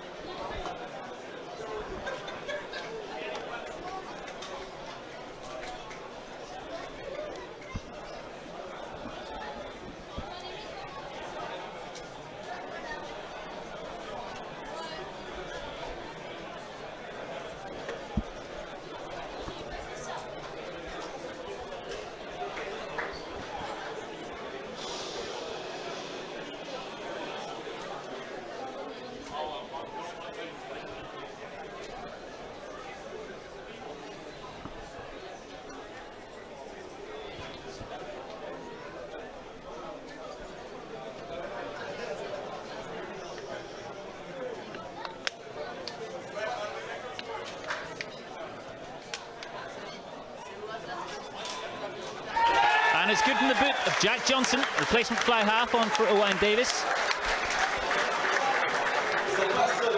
Only on the pitch a few moments and making his presence felt. Looks like the yellow card's back on for Fiji, so they're back up to 14 now.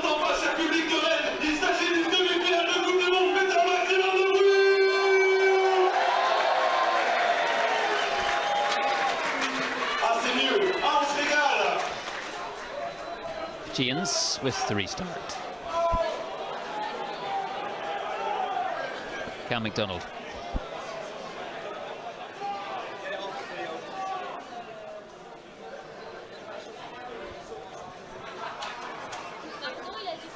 Moving it through the forwards, through Manning.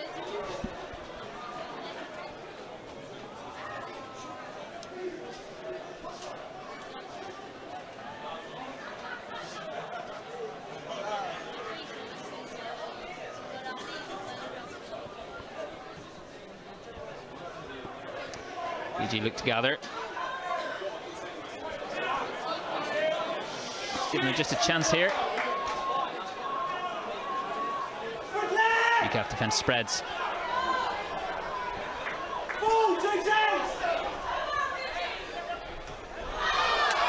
Oh, and Jack Johnson stops that kick through there.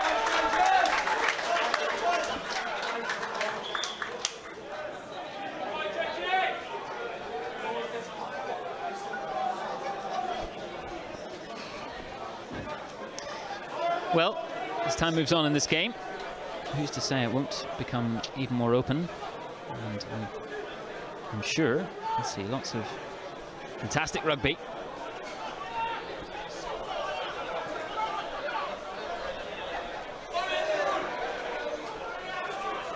Half break, number 9. Hits it, Bubba! Ice it! Ice it! Here it comes, Chamber! UCAF solid so far in defence. And kick over the top. And Chambers looks to take. That was really well timed by the Fijian winger there on the tackle. Just waited for the feet to land, keep himself out of trouble.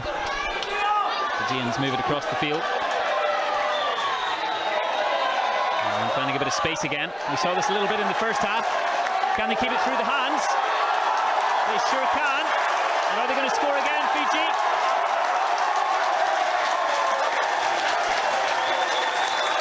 Well, we say the game is close again. And Fiji, they've added another try. Their great work. Paulinho Bulabalabu there with the score, the hooker. Fiji 28, UCAF 22.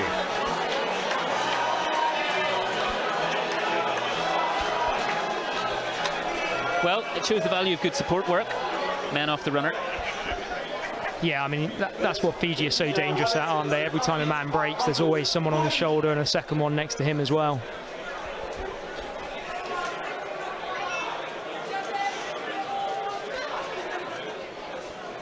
Number 15, it's Naila De Liga. Conversion attempt here.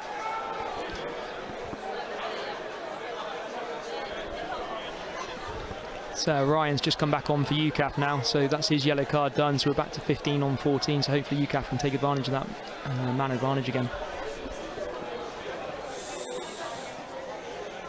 Fiji look to get beyond a converted try ahead if they can get this kick.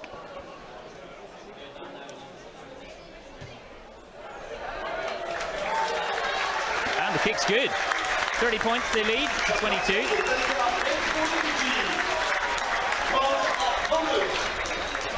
You see a wave of changes here for Fiji.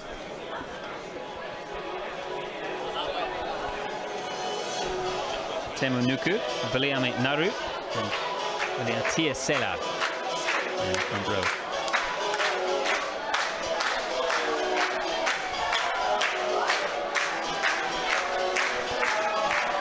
Looks like the rugby's really starting to build the atmosphere here. Well, the crowd's being treated to plenty of tries, that's for sure. And they're also fortunate in having plenty of shade here in the stand as they watch the players deal with the afternoon sun. Yeah, I'm pretty grateful to be up here with you. I think it's going to be a warm one in the second semi-final as well when we get out on the pitch for that. France v New Zealand. Lots of eyes will be on that game as well. France as hosts.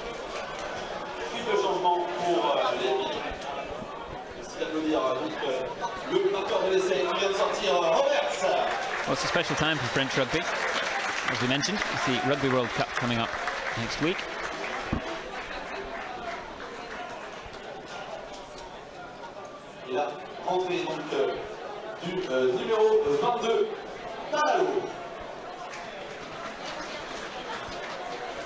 It's been clear to see the pride each individual venue and town and residents have had in hosting these matches. They've absolutely loved it.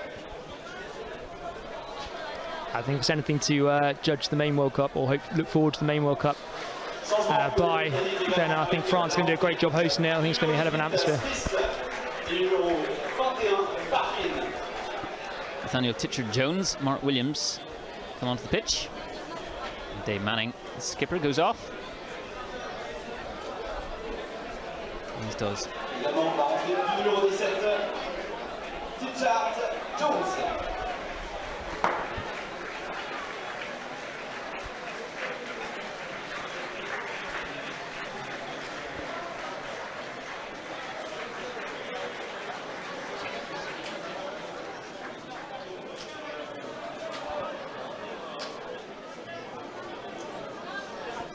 we're just waiting a moment for the restart. Placement fly half. Jack Johnson with the ball.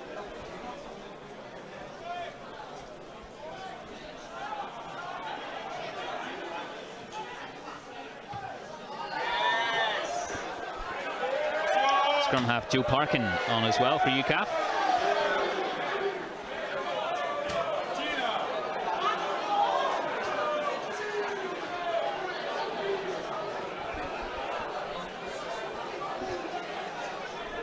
Gareth Smith in the front row.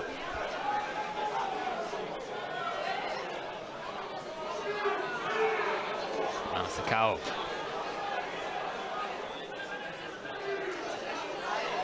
Parking out Forbes. Forbes trying to dance inside. And shoves it back there. Smith.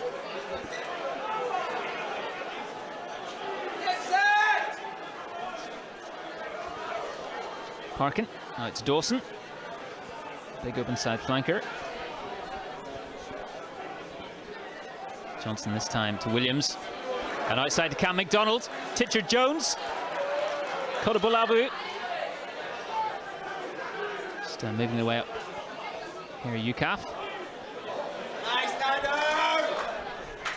UCAF have got the advantage here. Looks like offside from Fiji.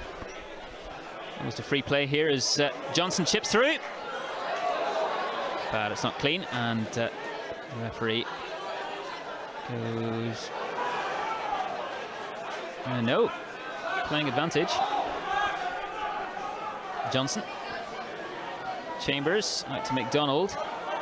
Steps inside McDonald. This could be an interesting one. Oh, what was that? Deliberate knock on. I think the flag from the assistant referee would suggest it's probably deliberate. It's going to be the main question here is whether there's cover coming across, and therefore are we looking at penalty try territory and yellow card territory. Well, we're fascinatingly poised here in this match. Fiji 30, UCAF 22. And if UCAF were to score here, well, it'll be an enthralling final quarter of an hour.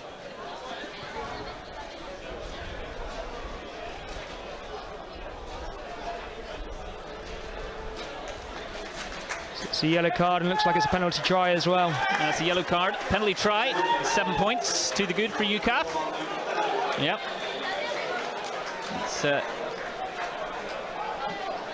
Fiji 30, UCAF 29. Il ne s'agit pas d'un changement au milieu du terrain, mais bien un ramasseur de balles de l'école de rugby du Rugby qui apporte le ballon. Merci à l'ensemble des ramasseurs de balles.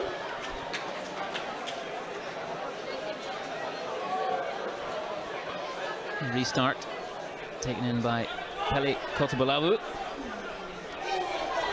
He's hit hard there. Well, the Fijians have it.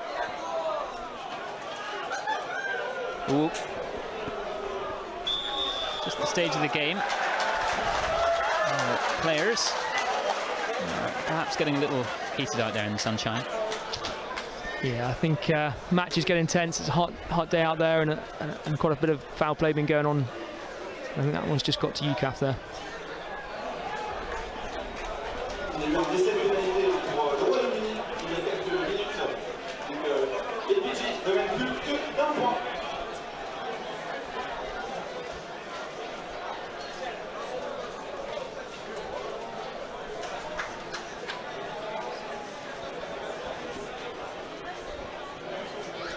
just under 15 minutes to go in this match. Sean Parkin says, great to see Joe Parkin on the pitch. Proud dad moment.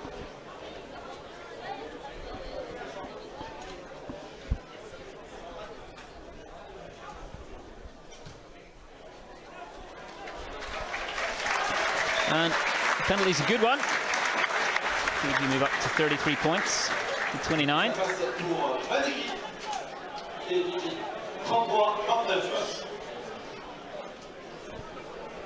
Well, we're approaching a huge final 10 minutes here, Ian Kai. Yeah, I think with 4 points in it now, this is going to be absolute crunch time. Hopefully UCAF, they just keep their disciplines they have for most of the game. I think they've got a really good chance in this. Good follow-up tackle there from Cameron McDonald. Timed that one well. The referee's just pinged. Got a flag from the AR. Have to wait and see here.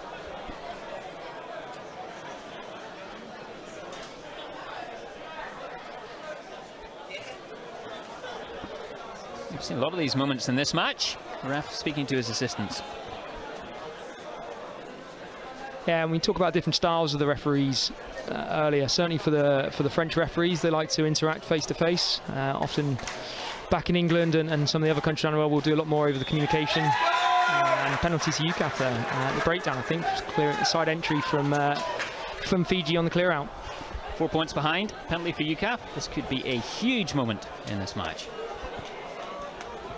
Johnson opting for the corner.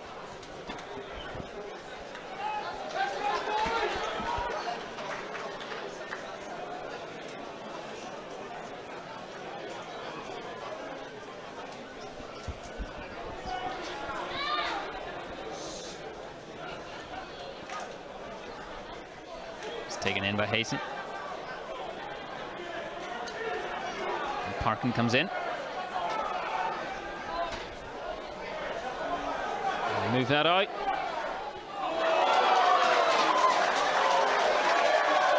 It's taken in by UCAF, but yeah, assistant referee's got the flag out for foul play again, just on the far side. Obviously feels that the UCAF player hasn't landed before the contact from the Fijian.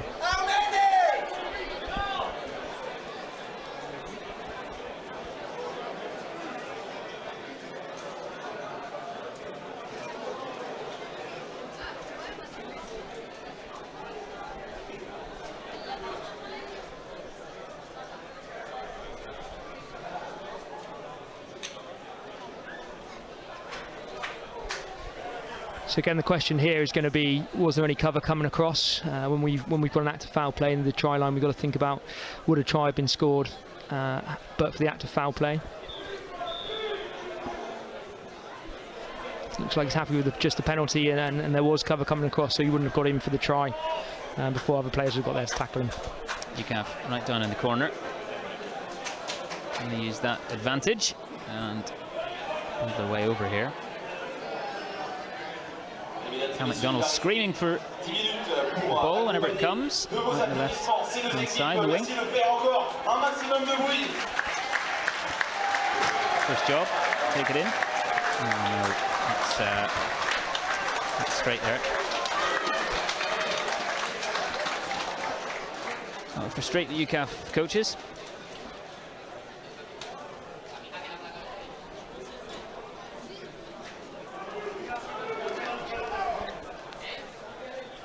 Correct me if I'm wrong, I think this could be the first scrum of the second half. I believe you're onto something there, Ian. We've seen lots of moments where the ref has been speaking to the players, not so many scrums. And that's a Fijian penalty.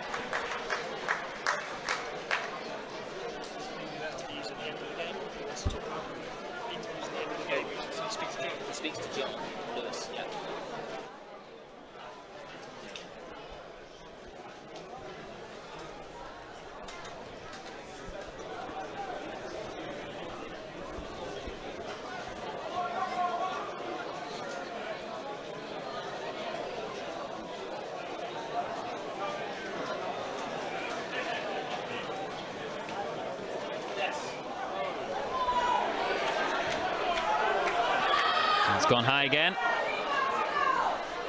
Oh, Fijians have taken it here. Number 20, herring for the line. And they've scored. It's another try for Fiji. Extend that lead.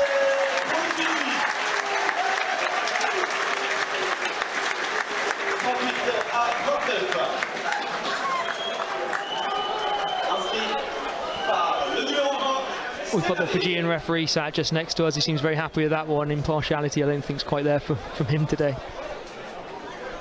Well, he's up in the stands, watching on, not taking part today. At Fiji, well, you mentioned the importance of discipline, but there's also the importance of keeping your shape in defence. Yeah, I think Fiji just showed there what they've done all game, really, and what they've done all tournament. You give them half a chance and they can just break so quickly.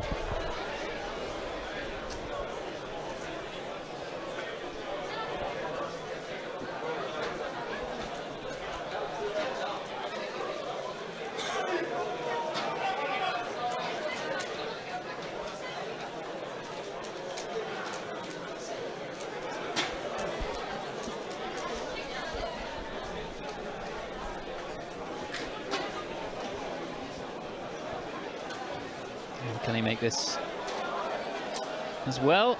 Nope, flag stayed on. It's Fiji 38, UCAF 29.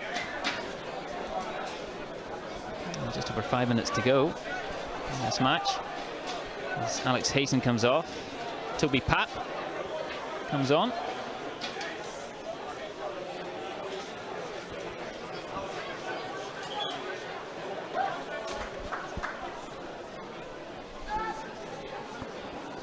Johnson with the restart.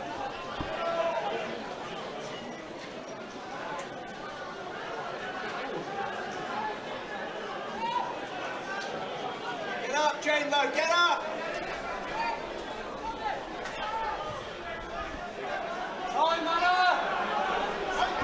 Man off the cow, very good take.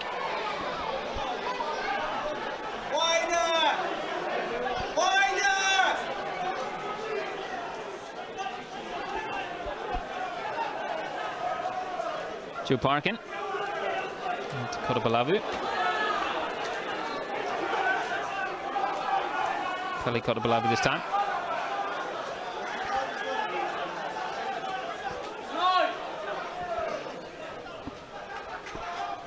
Forbes.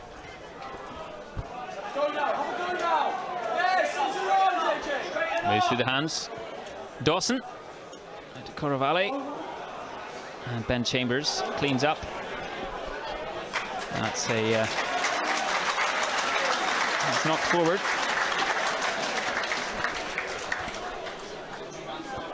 There'll be a Fijian put in to the scrum.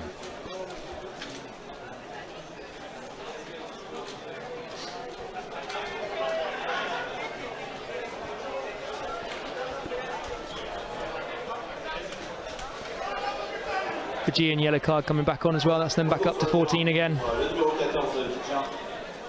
Well, you feel if UCAF are going to roar back into this, they need to do something very, very quickly as the clock keeps ticking. And only a few minutes left in this semi-final.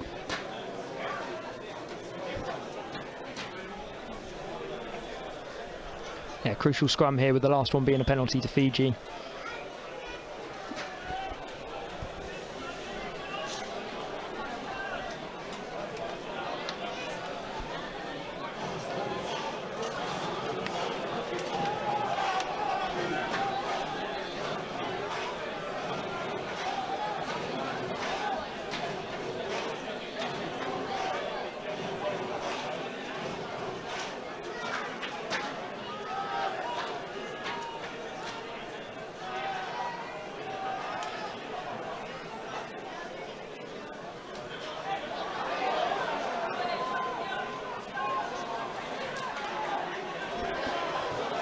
Fiji put it up in the air. Ben Chambers underneath. He puts his boot to that one. 50-22 could be on here. Just doesn't quite bounce the right way there.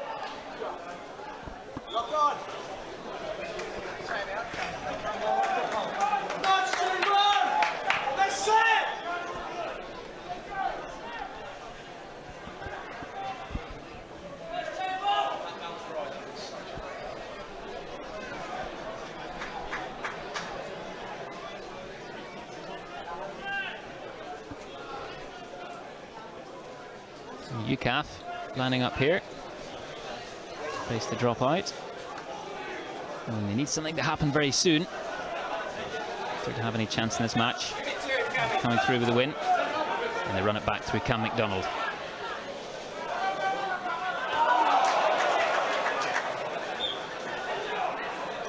It's gone forward. Yeah, looks like went forward into touch. There'll be an option for the scrum or line out. Opting for the scrum here, it seems.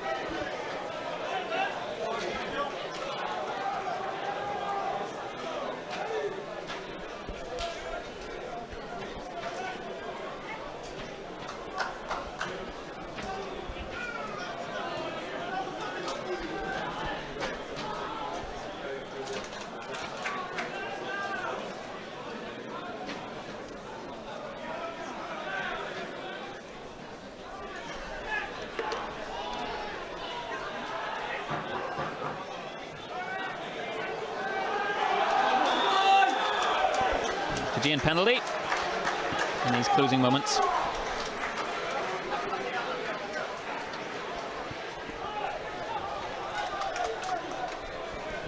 Yeah, against the loose head there for UCAF, just going in and across the scrum.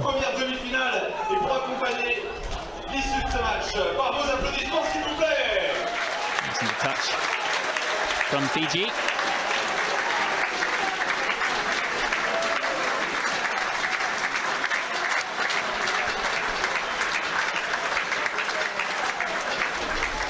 And the clock is now in the red.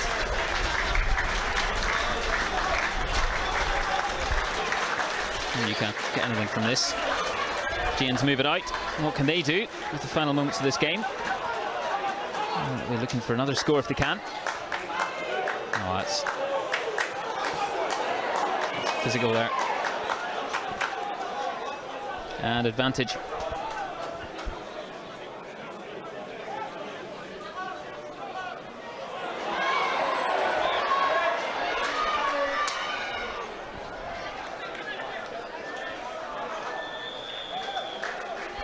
Fijian penalty. Yeah, forward pass going back for the advantage. UCAF not rolling away at the last breakdown.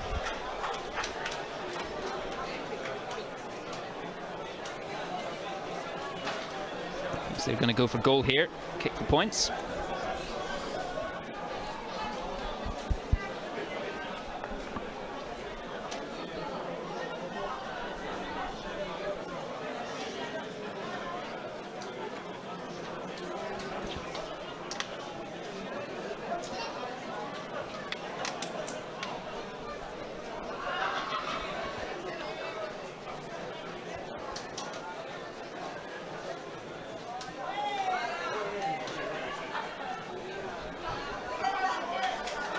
And it's a good one.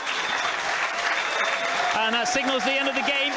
It's Fiji who march on to the final of this IDRC, the International Defence Rugby Competition. A disappointing end for the UCAF side, but boy, Ian Kai, they've played their part in what's been a fascinating semi-final here in Rennes. Yeah, I think that lived up to the pre-match expectations, and such a shame for UCAF. They went so well in the group stages and just come up short against really a couple of moments of Fijian magic, really. And a treat for the crowd. Plenty of tries, lots happening, lots of open play. That's what they've come to see. And once again, great support from locals here as well as the rugby fraternity. Yeah, I don't think there's anyone in the stadium at the moment who's disappointed in what they've just watched. Yeah, but one more game for UCAF next week. Well, that's it. It's one of the benefits of this competition. They'll go into the third and fourth place playoff, and every side with the opportunity to keep playing and play 5 games each. It'll be a disappointing one for UCAF after this match. Fiji showing their quality, UCAF as well, and just the rugby across this whole tournament has been fantastic. Yeah, it's been such a good example of what military rugby is and the standard that you can get to while serving in the forces, and it's lived up to all the hype and all the expectation, and say with the support that's come from the French locals and the tournament organisers themselves, they've made it into a really, really special occasion, and it's great that the guys on the pitch can match that. What will UCAF be pleased with after today's performance? They came back from behind a few times and not quite enough in the end. yeah, I think the strength and determination that they've shown in that game was really positive. They were chasing the game really from sort of the 10th minute, but were always in touching distance, and at one point looked like they were going to get just across the line. And well, it's France-New Zealand to come later today. That's going to be another tasty affair. Those two sides have been playing very good rugby in this competition as well. Yeah, I've got to be careful what I say. I'm involved in that one, so we'll see. But I think certainly those of us on the officiating team for that game are expecting a full-bloodied match like we've had today, and I think it's going to be another spectacle for rugby. And I'd imagine the crowd is only going to grow from now until that game. And a word for the venue as well today. Rennes really put on a show, especially through the crowd who've been in good voice. Yeah, you look around and it's a real mixed crowd as well of probably not what you'd call traditional rugby fans. There's families here, and all the sponsors are out as well with their stands. There's plenty to do around, not just the rugby. And yeah, it's an interesting ground with the velodrome around the outside. And Fijian players coming through the tunnel there, applauded by UCAF. Both teams have played their hearts out in this game. They've given everything. And well, it's been fairly close in the end. Not quite as close as it was shaping up to be well into the second half, but Fiji, well, they'll go on to play either France or New Zealand next week. That game's in the van. Well, Ian, thank you very much for joining me. It's been a pleasure getting your insight, refereeing insight in particular today, and I hope it's a good game for you this evening. Thanks so much, really enjoyed it, and yeah, just got it for the guys. Well, that's it. It's Fiji 41, UCAF 29 in this game. It's seen plenty of tries. It's been disappointing in the end for the UCAF players. I know how challenging a week it's been for them. They put in a real big performance today in the pitch. The whole squad through this last 4 matches. And they're just gathering in their huddles. The Fijians and the UCAF team as well. And it's time for reflection for both sides. And these sides met in the final in 2019 in Japan. That time Fiji again were the victors in that match, winning the tournament. And in 2015 as well. They have good history in this competition, and they'll very much believe that they can do it again next weekend. This time next week, on Sunday. Van. They'll take on either France or New Zealand. Another two sides full of confidence and playing really good rugby in this competition.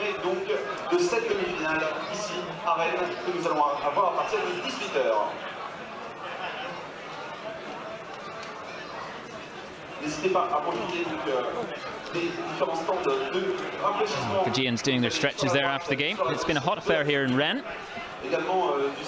Plenty of water breaks, 31, 32 degrees Celsius.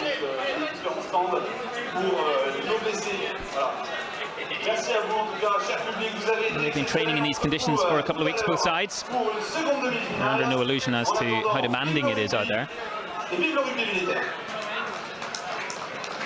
It's nice for dignitaries to be spending some time with the players after the games as well.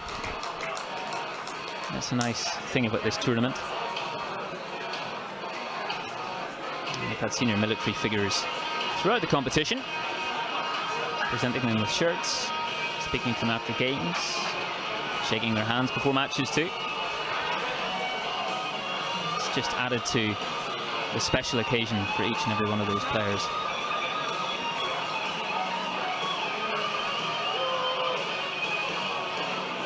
UCAF have had plenty of moments to savour on the pitch in the last couple of weeks. They'll go up against the losing side later this evening, next weekend. One more opportunity for them to show what they can do as a combined side. Of course, each playing for their single services through the seasons.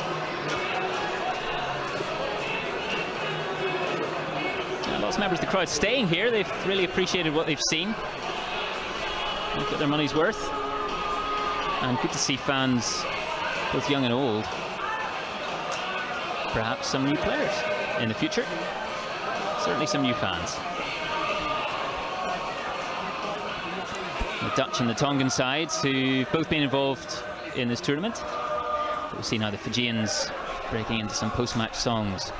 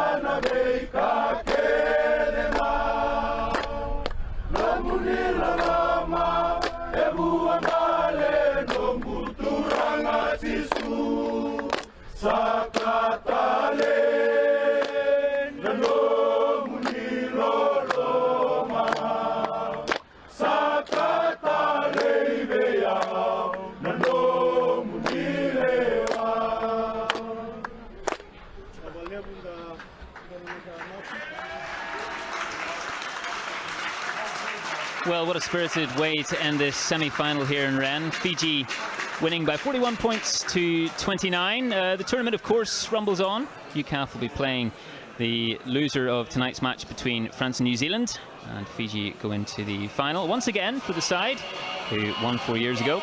They'll take on either France or New Zealand. Thank you very much for joining us for this live coverage, and keep up to date with all of our social media through the week as we update you on the latest from the IDRC here in France. Goodbye for now. Thank you.